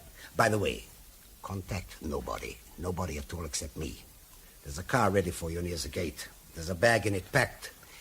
And your chief's been told you're getting a short leave, private reasons. You'll probably guess the truth, but guesses hatch no eggs. Now, you're taking a bit of leave to make time with an attractive tourist you happen to meet while on duty. Right? Right. Well, get going. Right. And don't bother going back to the Ramada Hotel. Huh? She's left for Jerusalem to catch up with the rest of her tour. There'll be sightseeing in Meir Sherim at 4 o'clock. I'm on my way.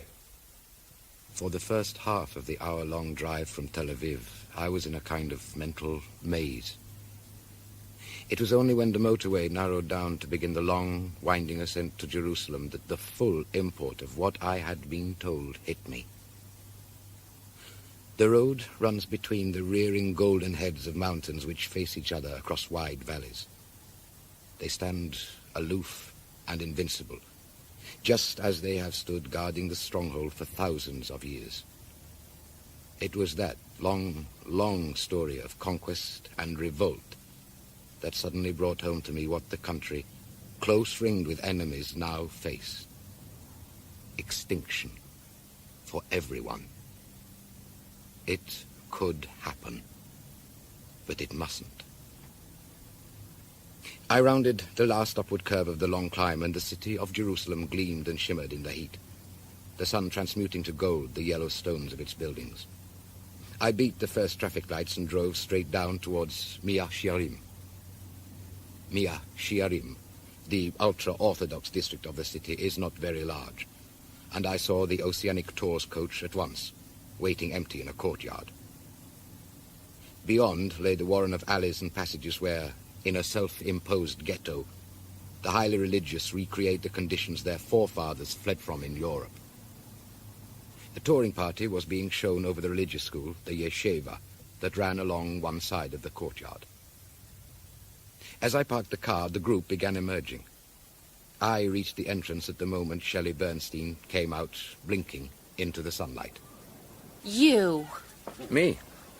I hope you don't mind. Of course I mind. What are you doing here, following me? Haven't you got anything better to do? Mm-mm. Not at the moment. Gather round, ladies and gentlemen. Please gather round. I think we it's shall a be moving off in a disgrace. minute to the What? university What is a disgrace? campus. The Public Hebrew servant with University. nothing that better is. to do. You may Listen not to the know guide. that the university is on two sides, one on Mount Scopus to the east of the city, and the new campus to the west, facing Israel's parliament, the Knesset, on the opposite hills. That is where we'll be going. We will drive along the Jaffa Road, past the central bus station, round to the university. Afterwards, we'll complete the circle back to the King David Hotel in good time for you to change for dinner. Pardon me, is there much walking, Max? I don't think I can take any more. Well, there is some, Mrs. Harrison, but you can stay in the coach if you prefer. Oh, yeah. Would you mind, Joe? My feet are killing me. Well, wait till we get there, Frida. You might feel better. Here, I'll stay with you if you like, Mrs. Harrison. Oh, would you? Oh, okay. You two can have a nice gossip. Mr. Rice will come with me. All right, Mr. Rice? Sure, yeah. You don't mind leaving your wife with mine, do you, sir? Morris, and it'll be a pleasure. Oh, I heard that, Maurice. Right, back in the coach, everyone, please. Time is moving on. I hope you're not proposing to tag along. Well, now I'm here. I have never seen the new university. I'll just follow the coach. Well, honestly.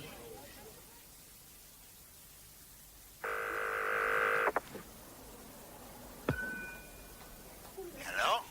Papa, it's me, Tammy. Ah, Tammy. Mama, it's Tammy. How are you, Tammy? We got your message that you'll be away for a couple of days. Where are you? Jerusalem? Yes, Which hotel? the King David. Very nice, too. Hope you managed to enjoy yourself a bit. Hot, is it? So it is here. Just a minute. Mama says you want to be careful. It gets cold there in the evenings, so put something warm on, she says. Mama, you go back. I'll bring your lemon tea when the kettle boils. Good. Now, quickly, Tammy. What's the trouble? The trouble is, I'm getting nowhere. And I don't see how I can, unless I can tell the girl at least something. She feels persecuted, thinks I'm some sort of Lothario. And she resents it. You're slipping, Tammy. Now look, you remember that place we had an ice cream last time we went on a trip to Jerusalem? About halfway? I remember. See you there then, in about 40 minutes. Well, not too difficult. Got onto him through his wife. That's what she used to call herself before they split up. He's still working the Jaffa market. The elusive Hashi, eh? Well, Sergeant Lee, did Schwartz see him last Saturday night? Didn't ask him, sir. Thought I'd best leave it to you. Get him in, then. Sir. Bring him in. Now get your hands off me.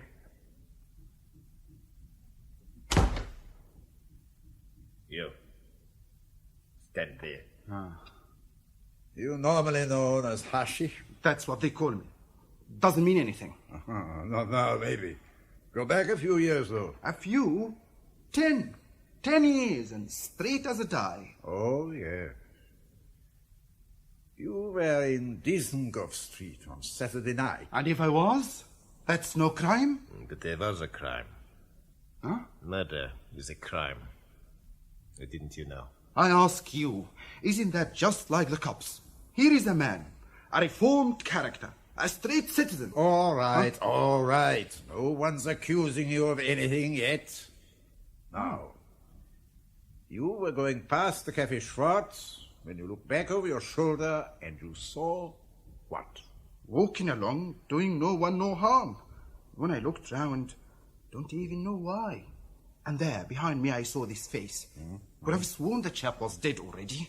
And then I saw he must have been, because this couple let go of him. Aha! So, not wanting to get mixed up in anything, off I went a bit sharpish. Now, these two you saw letting the men go. They were just an ordinary-looking couple. Quite ordinary. The place that Papa Barzilai fixed for a rendezvous was a cafe in a service station about halfway between Tel Aviv and Jerusalem. When I got there, 40 minutes to the dot after putting the phone down, I found the place dimly lit and deserted in the slack evening hour. But the old man was already there, calm and unhurried, as if he had been sitting at the table for hours. I've ordered a lemon tea. What'll you have, Tammy? I'll have lemon squash, please. And 1 lemon squash. I've been thinking over what you said. Uh-huh. I can see it might help to tell the girl something of the story, but is she to be trusted? Trusted? Well, what do you mean? Tammy, you haven't thought this through. We've been acting only on her story of what happened to the plane, right? Yes. Well, that's her story. Has it not occurred to you that it may never have happened? Or not that way at all? But then why? Yes, why? Except for what she told us. We don't even know that Joshua did return on that particular plane. But even if he did, suppose he hadn't managed to get rid of what he was carrying. Couldn't she be deliberately putting us onto the wrong track? No, I don't believe it. No, nor do I. 1 lemon tea, 1 lemon squash. Thank you. But you do see that it's a possibility, don't you? Still, since we both consider it unlikely, let us compromise, Tammy. No mention of Gug, of course. But you can tell her about Joshua. That he was one of our boys, that he had tried to give us something we don't know what, maybe a message, to hand on to us. And that it's vitally important we find it before some others. Yes, that will help. I'm sure it will. By the way, do we know anything about these other people in the group? Couldn't some of them have been on the plane with Joshua? Possibly. Yes, we're working on it. Tammy, have you noticed anyone acting out of character? Well, there's one couple, a fat woman with a doggy face, husband shrimp-like and balding. Not out of character exactly, but, well, I just wondered. Yes, they're named Rice. He's Morris, she's Maisie. They're from East London. He has 3 shops, does some import-export, and travels quite a bit. How did you get all that? The guide, Max. He's a friend of ours, believes we should bet. In case you need him, tell him Hirschfeld sent you. Who's Hirschfeld? No idea. But the chap who recruited him thought he'd appreciate a little cloak and dagger. I drove back to Jerusalem. The night rushing past, punctuated with the bright sparks of insects' wings caught briefly in the car headlights. Soon I was looking across the valley into the 1,000 pinpoints of light, the Jerusalem hills strung about with necklaces of yellow street lamps. Into the town I drove, skirting the Jaffa Gate that led into the old walled city, and so back to the King David Hotel on the opposite hillside. On the terrace, the white-clothed tables each had a festive red candle burning in a glass chimney. I looked around. She was sitting at the far side, her back to me. But there was no mistaking that smooth curtain of air. She wasn't alone. The Harrisons, the American couple, were with her. Oh, that was great. Do you know you say that whenever you see me? No, it's plenty. My name is Tammy. Okay. Try that next time. Sounds more friendly. What are you doing here?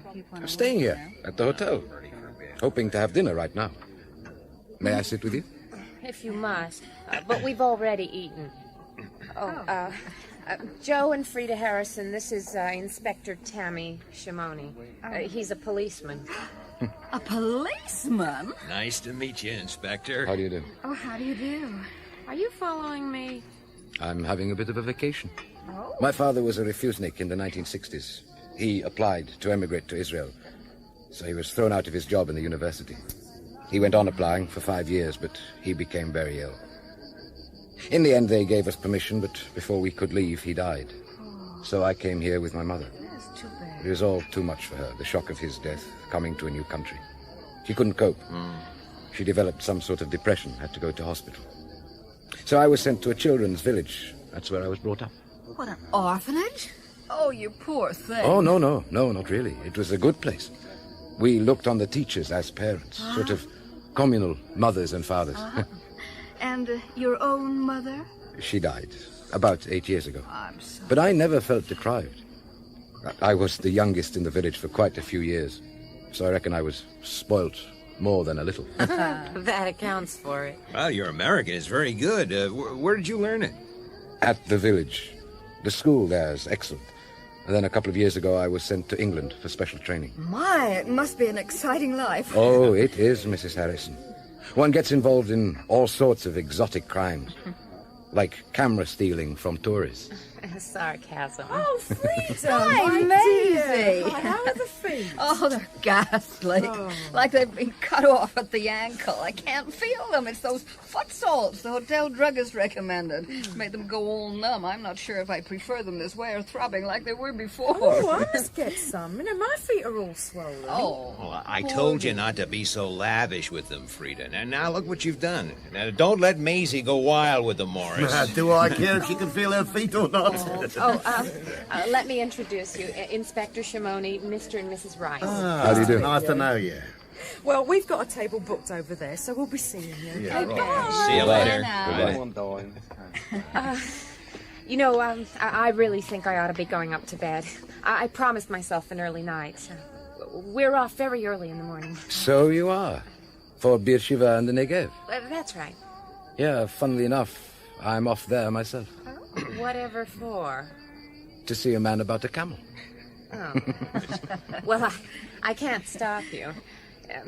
If you'll excuse me, I'm off to bed. Ah, there. Sleep well, dear. Thank you. I'm sure I will. Good night. I'm quite worn out. Good night. Are you going on this tour, Mr. Harrison?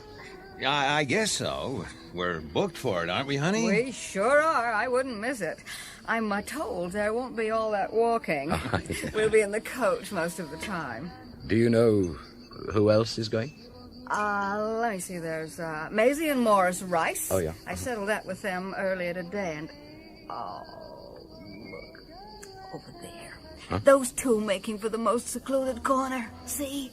You mean the couple gazing into each other's eyes? Sweet, aren't they? Honeymooners, I guess. You can't help looking at them, can you? They're called Gore. I saw their names on tomorrow's coach list.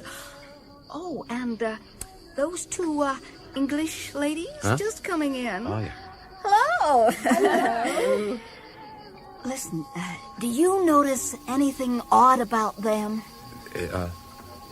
Identical twins. Hello, Mrs. Harrison. Nice to see you again. Hello there. Good evening, Mr. Harrison. Good evening. Do I have the pleasure of addressing Miss Lucy or Miss Betty? Oh, I'm Betty. And I'm Lucy. And I'm none the wiser. Let me introduce you.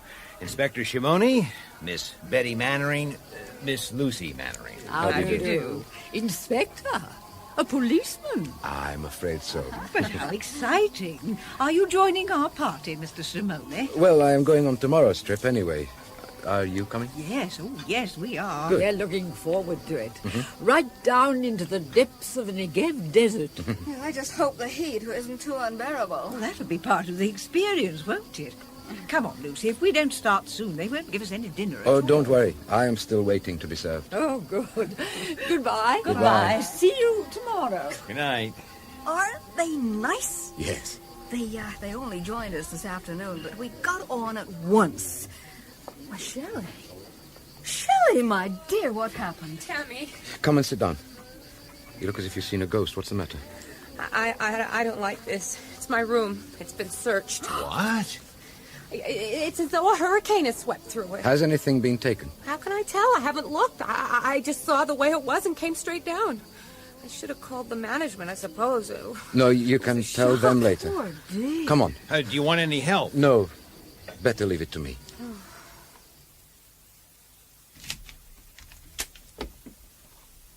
Ye gods, what a mess. How long will it take you to find out if anything's missing?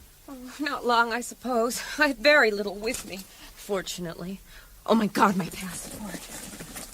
Yes? Oh, there it is. Oh, and it seems like, yeah, my money's all here. I'd left most of my stuff back in the Ramada at Tel Aviv. I can't imagine what they've been looking for. I can. You know something about all this? Yes, something. And I want to tell you, but first of all, I want you to go down to the manager and make the biggest and loudest fuss you can. And then I'll collect you in the foyer in, let's say 15 minutes. What, you're not staying? No, and don't mention me. If they offer to call the police, you agree. But say you'll see them when you're back. Because I'm going to take you out and explain a lot of things. Oh, this sounds mysterious. I'm not sure I like this. Nobody does. But how in the world could the man have known I wouldn't come back and disturb him? He didn't make this mess in a hurry. Oh, that's easy. Look, What? come over here. See? Perfect view of the terrace. They could watch you from here. They could make sure you were still at the table or clear out the moment you stood up to leave. Look, there are the Harrisons. Well, they were with me all the time. Possibly. But think about the others who came by while you were down there. Or just after you'd left us. Morris and Maisie Rice? Uh-huh. And that honeymoon couple, Gore, is it? Look, still there, holding hands. Oh, and those English ladies, the twins, the Miss Mannerings. Oh, no, this is really absurd. Look, I can't go around suspecting everyone like this. I'm afraid you may have to, Miss Bernstein. May I call you Shelley? Sure, I don't care. Good. Now go and make your fuss. Well, what are you going to do? I'm going to get a sandwich. Where are we going? I thought I'd drive round to the Liberty Bell Gardens. It's only a short way, and we could walk a bit there. First, I want to know what this is all about. Yes. It begins with the man you met on the plane. Joshua? I thought so. So you do know him? I do now. I didn't this morning when I came to see you. He is dead. Oh, my God, how? Stabbed to death. And his body dumped in the middle of Dizengoff on Saturday night. But why was he killed? He was a secret agent, Shelley. Huh? He'd succeeded in penetrating a top security installation in Libya that's producing some sort of weapon for use against Israel. We know too little about it, but the little we do know has put the fear of heaven into every security man in this country. Joshua had managed, God knows how, to obtain something that could help us. But he was followed onto that plane.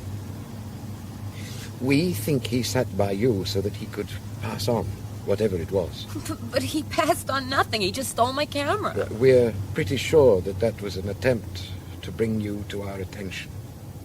But now, of course, the other side also believe you have whatever it is. That's why your room was searched. We're here. Shall we get out and walk?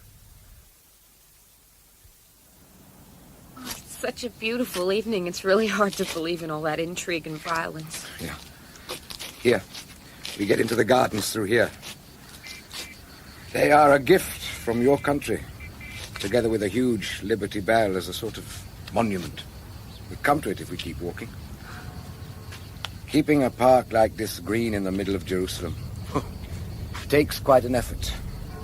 They had to pipe water to it. Israel is a parched country. Look, Tammy, this is all very interesting, but I want to know what is really going on here. They tear my room to pieces looking for God knows what. They think I've got it, and I haven't. Tammy, I am scared. Don't be. Listen. They'll do nothing to you. Not while they still think you can lead them to it. But they'll be keeping a close watch. And they'll use people you wouldn't suspect. That's why you must be like me. Trust no one. No one at all. Well, then how come... I mean, how can you be sure of me? I just am. Thank you. Yeah. Look. An open-air theater. A perfect setting. Oh, it's like a miniature amphitheater. Do you want to get closer to the stage? Would you like to sit further down? No. Let's stay up here in the grass. What's she singing about? Oh, unrequited love. Unrequited love? Mhm. On a night like this? Oh, it just doesn't seem fair. Shelley, I'm afraid I must ask you to go back over what happened in that plane. Oh, I told you everything this morning, honestly. But think again. Was there maybe something you noticed at the time but didn't think it worth mentioning to me? Let me think. Oh, well, did I tell you about the little interchange on the subject of my name? You mean about your Hebrew name being Siva? Yes, you did. Oh, yeah. There was a sort of sequel to that, you know. It was just as Josh was going back for his hand luggage. I didn't really understand what he meant. You go on. Don't forget, 8 o'clock tomorrow. See you, Shelley, or Sylvia, or Rachel, or whoever you are. But why did he throw in Rachel? It puzzled me at the time. Rachel. No, it means nothing to me. But I'll think about it. Come on, let's go back to the hotel. We have a full day tomorrow.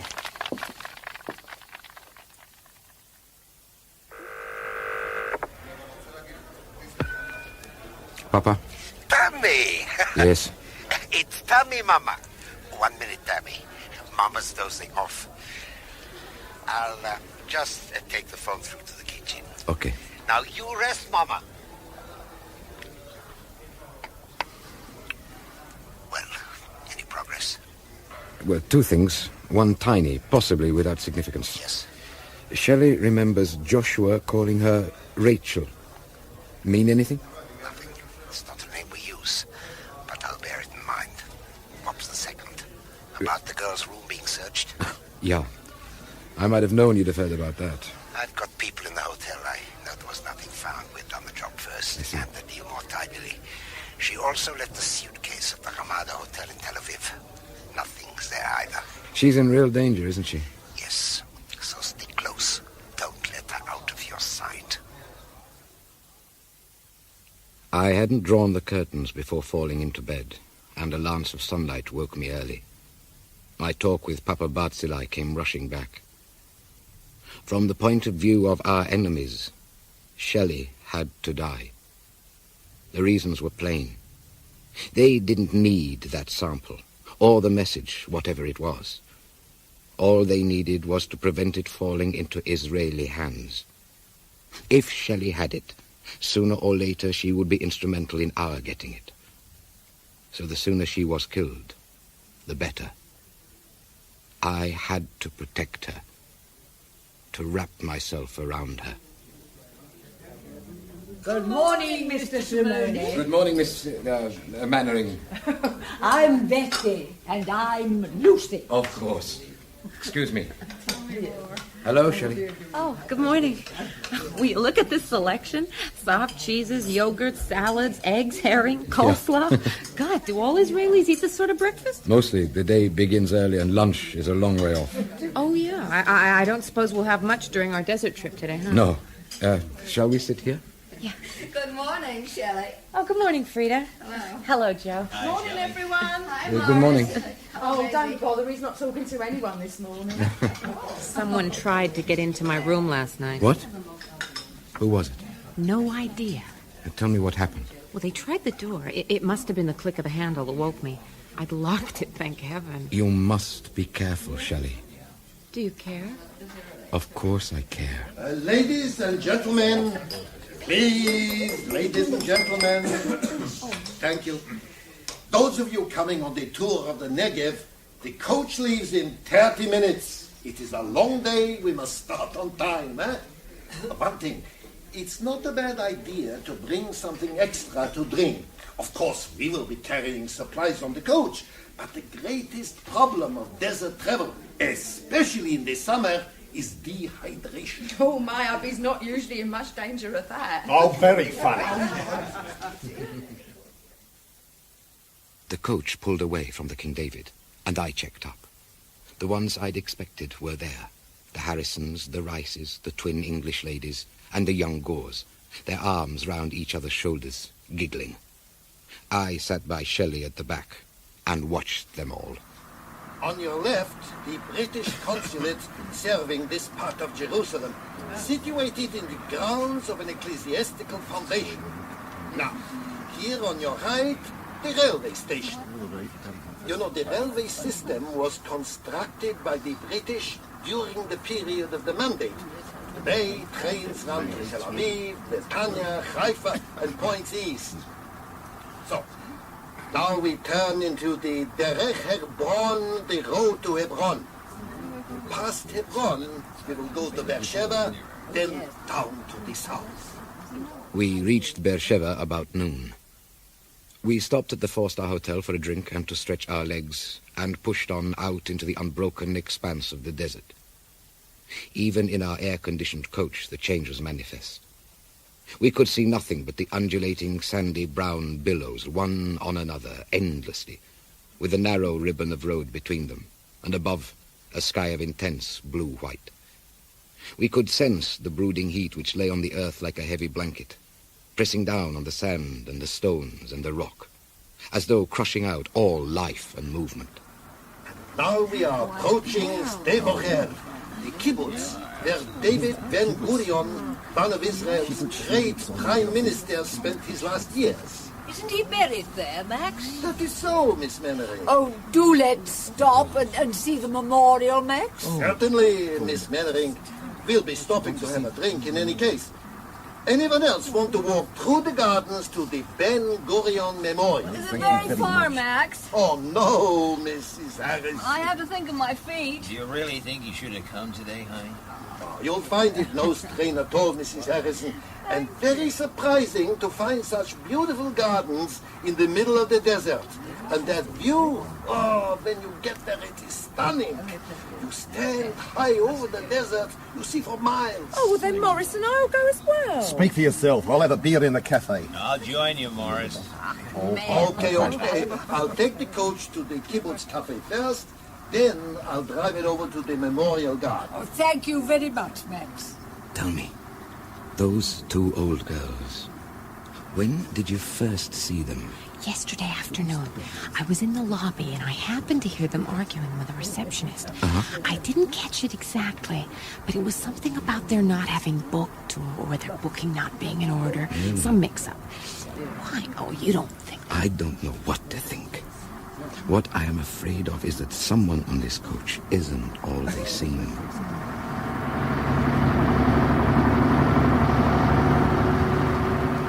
So, nearly at journey's end, the ancient desert city of Abdat, once called Abda, founded 200 years before Christ by the Nabateans. The Nabateans were the people who found out how to gather water in the desert. We have got experimental farms trying out their methods. Now, here, on this corner... Suddenly, Abdat appeared, climbing a hill on the right. Crumbling blocks of geometrically arranged stones which, with time, had taken on the color and even the texture of the all-encompassing sand. All the buildings, the fortress, the church, the houses, were roofless, gaping open like the pathetic grin of extreme old age. So, ladies and gentlemen, we get out here, the foot of the hill. Please watch how you go. Oh, Morris, aren't you going to give me a hand? What do you need a hand for? My feet hurt. Oh, feet, hands. Just get off the coach and stop complaining.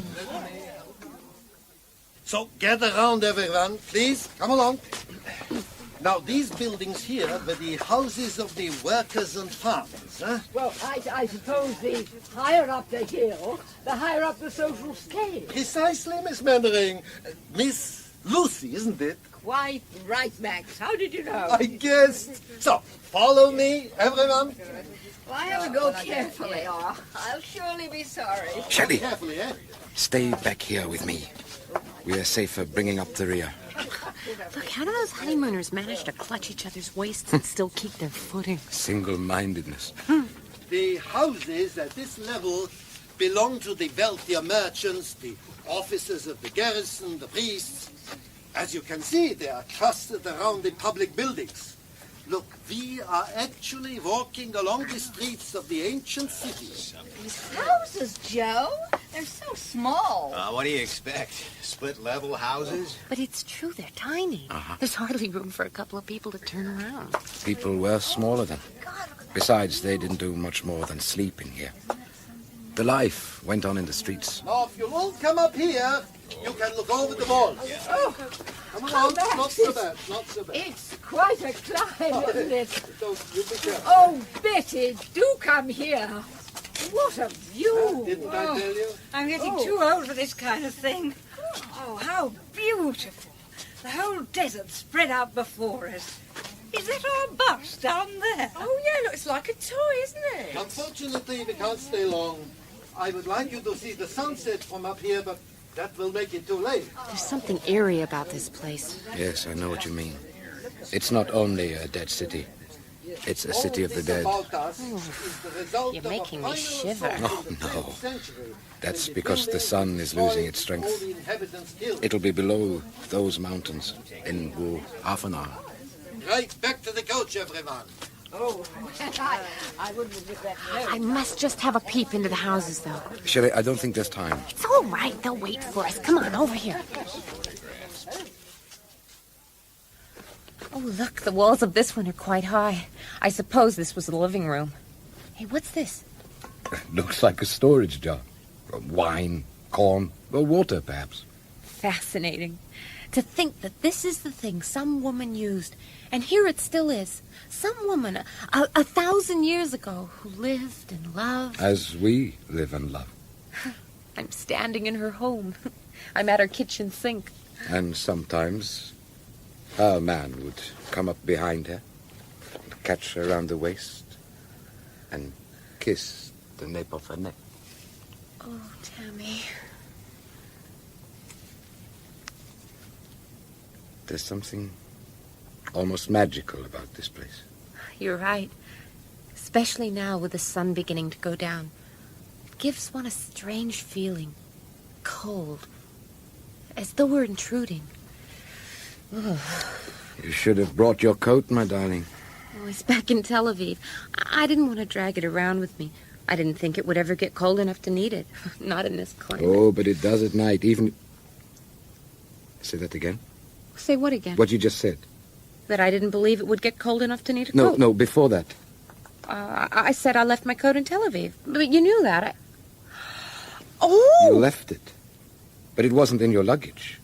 You wouldn't have packed a coat. No, you're right. I didn't. It's much too big. I gave it to the porter to store away. I don't know where they put it. Together with a suitcase, I should think. But when your luggage was searched, and it was searched, you know, by both sides, they may not have thought of looking for a separate garment. No. Look, let's get this straight. This coat of yours, has it pockets? Yeah, two big pockets. And Joshua handled it. He got it down from the rack for me. He could easily have slipped something in one of the pockets. He must have. It's the only way... Daddy, watch out! Oh! I never knew what hit me. I came to very slowly, not understanding where I was or why I couldn't move. Bit by bit, I gathered that my hands were bound tight behind me and were also attached to whatever was holding my feet together in an unnatural, backwards bent position. Oh. You all right? No. Don't try to talk yet if you feel bad. God, I thought you were dead. You were so still. How long? Oh, not long, I suppose. Oh, it feels like years. The moon is up. It's a little new moon. Does that mean it's late? What? No. It rises and sets early. Oh. What happened? Who did it? It was that couple. That young couple. The honeymooners? The ghosts? Not as harmless as they seemed. That's for sure. That guy clobbered you on the side of the head so Don't hard. I know it? Then the girl, she looked so frail and gentle. She stood over you with a stone in her hand, and she said she'd crush your head if I didn't keep quiet while they tied us up. Anyway, then they went skipping down the path, actually holding hands again. Can you imagine? I suppose they've told Max some tale or other. That we met friends or giving us a lift, something like that. Mind you, Max should have been on his guard. Why? What was Max? Yeah, he knew enough. I can't be sure how sharp he is or how trustworthy either. No, we have got to get away. Quickly. I can't see how we can possibly beat that pair back to the Armada. We must try. My hands are just a tiny bit loose. I can move them a little. Is that your bag? Over there in the corner? Yeah, it is. You don't happen to have a pair of scissors in it? Oh, genius! Sheer genius. It wasn't easy. It took a long time, crawling together, back to back. To pick up the bag, open it, feel for the scissors, and then work persistently at the cord that had us trussed up like chickens ready for the pot. But at last, there came the sudden movement that told me my rope had parted. A minute later, I was free. We were both free, and standing in the doorway looking down at the dead city which lay silvered in the bright light of the stars and of the tiny sliver of new moon. How on earth are we going to get wherever we're going? First of all, let's get down to the road. Come on, and watch out. What do you expect to find, a taxi? No. Practically nothing uses this road at night. A camel! A camel! My kingdom for a camel! Calm down, Shelley, just come. No. Shelley, you wonderful girl. What, you crazy too? What have I done to deserve that? That's it, that's exactly it. Huh? Perhaps we can get the camel. Come on, we must hurry. Oh. What is this, a shortcut? It's our best chance, just keep going. Are you sure you know where you're going? I know where I'm aiming for, yeah. I can't keep this up much longer. Just nearly there, keep going. Is that a light? Just keep going. There.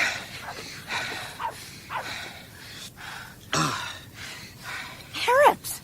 They're doing hours. Hours? Yeah. Friends. They've had an encampment round here as long as anyone remembers. You stay here where they can see you. Just keep away till I call. They don't like women mixing in men's affairs. With infinite patience, I told them as much of the truth as I could. That I was a policeman chasing dangerous criminals, that I had saved the woman from these people, and that I had to reach a telephone and could not wait till morning. I needed a camel. I offered them all the cash I had, and when that was not considered sufficient, I called Shelley over and threw in her watch as a pledge that the camel would be returned or replaced. Finally, they were satisfied, and the camel was brought out from behind the encampment and knelt, grumbling. Let me get up first. There. Now, come. Come. This animal smells. Camels do. It's in the nature of the beast. Now, here. Watch out as she stands. Oh, help! I'm slipping! Hold me round the waist. Now, off we go. Oh, it's like being on a horse with ball bearings. I'm being shaken in all directions. Save your breath. Oh, I'm gonna be sick. Over the side then. Come. Ah, look. There's the road. It will be easier now. We're making terrific speed. Where are we going? Dimona, I'll be able to phone from there. Damn! What is it? Look, over there. There's a car coming this way. We'd better get off the road, just in case.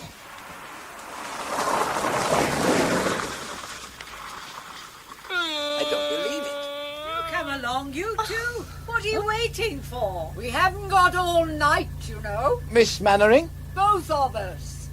Now do get off that camel. Here, take my arm. You first.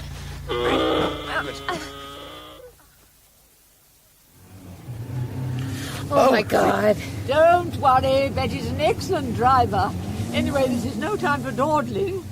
But, how did you guess what had happened? Quite simple, really.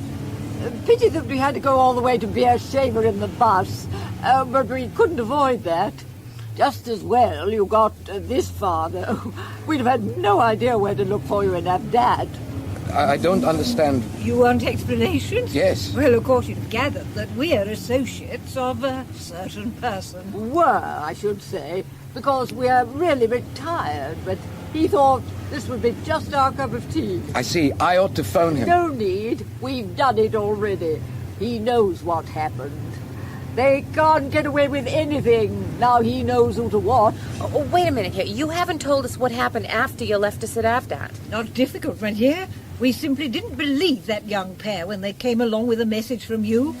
You were supposed to have met some friends up in the ruins. Nonsense. Oh, we'd had our eye on those two anyway. Yes, much too much of a good thing. All that hand-holding and waist-clutching. We know quite a bit about amateur acting, don't we, Lucy? I should say. When we got to Beersheba, Betty decided to faint, and I got terribly concerned and insisted we go to the best hotel and stay the night. Well, Max wasn't really keen, but he took us there. That's where we phoned you know who. I see. Then once the coach had gone, we went out and stole this car from the hotel car. You stole it? Well, it was the first one we found with the ignition key in it. It's fuel injected, you know.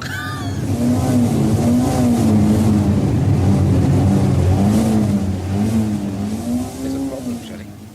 Papa, my boss, doesn't know where to look. We simply must get there, and fast. There? Where? Didn't I say I'm sorry? The Ramada Hotel, Tel Aviv. The Ramada. Right. Step on it, Betty.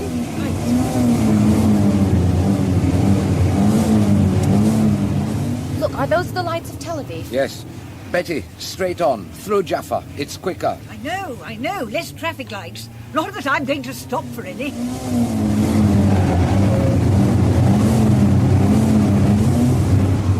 Please, try not to kill anyone. I'll try.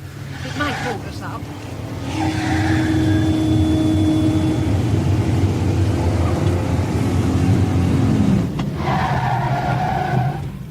Out, Shelley.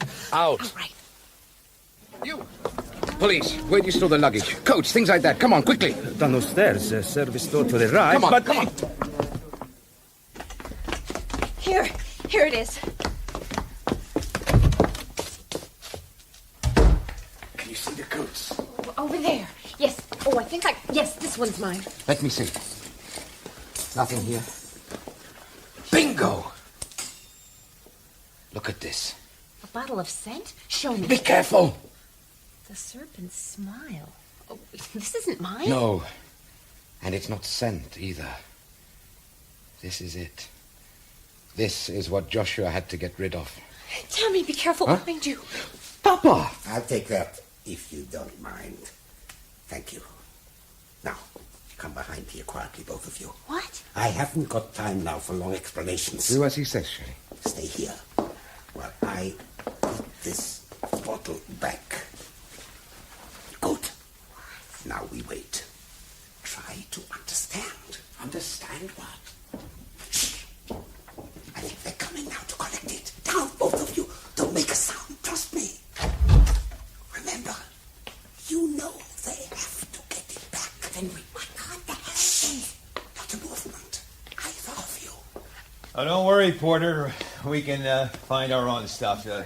You know where you put it, don't you, honey? Sure do. Won't take but a minute. Ah, here it is. Here's your coat, Frida.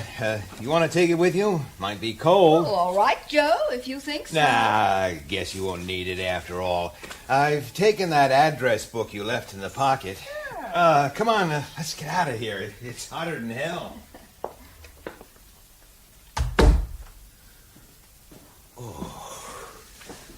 Mission completed. Well, you. And you, Tammy. What sort of a man are you to let him get away with that? And after everything we've been through? A thinking animal, that's what he is, my dear, if not a quick-thinking one. Still, we must make allowances for the knock on the head. Was it bad, Tammy? I'll get over it. Of course, you've been at that bottle of scent already. Of course. And replaced the stuff inside. What with? Replaced? We didn't replace it with anything. We couldn't, or we'd have given the game away. No, The original contents are still there, except, of course, for a minute drop, which I hope they will miss. You've lost me again. Oh, dear, oh, dear, oh, dear. That must have been quite a knock you got. Can you see Miss Bernstein? I'm not sure. What was that stuff? It was a very unpleasant weapon of war. Rather what the bottle said. The serpent's smile. Venom. If they get their sample back without suspecting we know about it, they'll have no reason to go on experimenting to find another variation for which we would not have the antidote. Because we'll have one for this, that's certain. Oh, I'm especially glad about one thing. And what's that? Joshua didn't give his life in vain. No, that is good. But Papa, how... Questions later. I've laid on a table upstairs for a late dinner. We're due there in 15 minutes. Save your questions till then. L'chaim. This is a celebration. What I don't understand, Papa, is how you managed to get to the coat. Well, I reached that by two converging routes.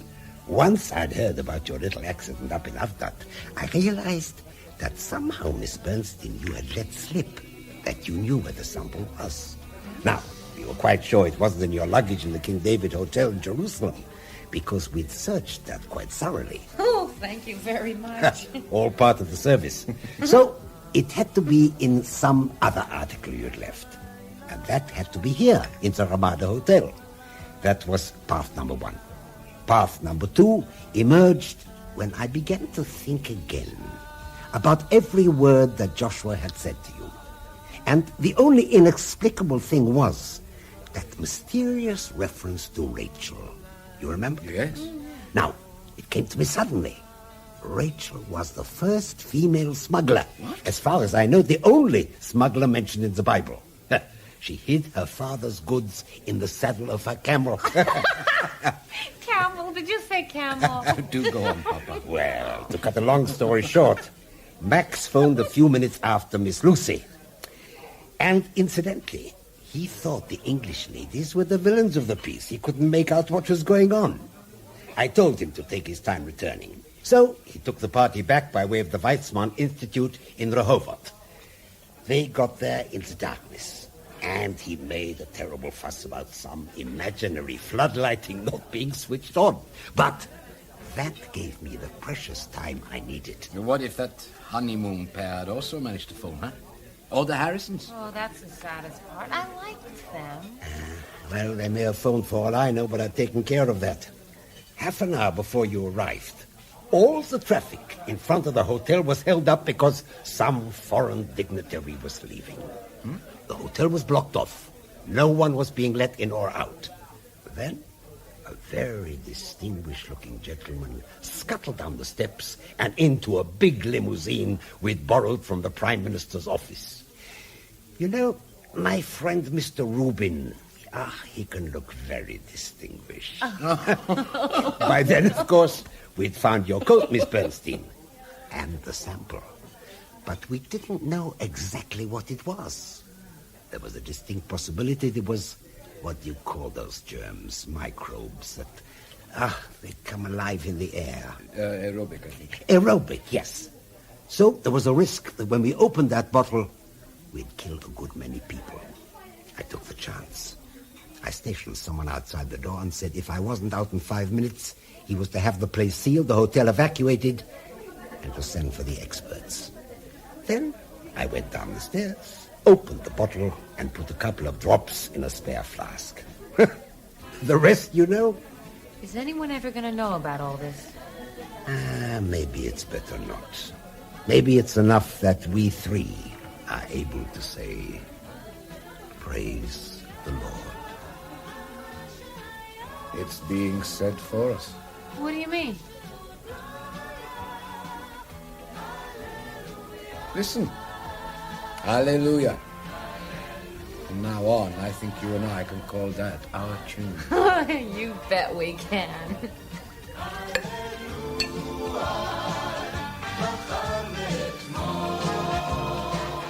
In The Serpent's Smile, Dramatized by Neville Teller from the novel by Olga Heskey, Steve Hodson was Tammy Shimoni, Susan Denneker, Shelley Bernstein, and John Gabriel, Papa Barzilai.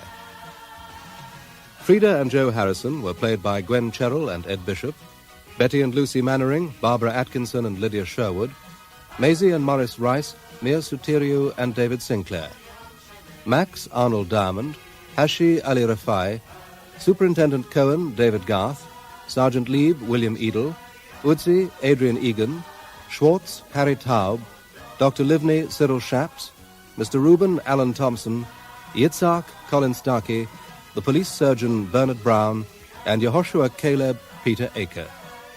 Other parts were played by members of the cast. The director was John Cardy.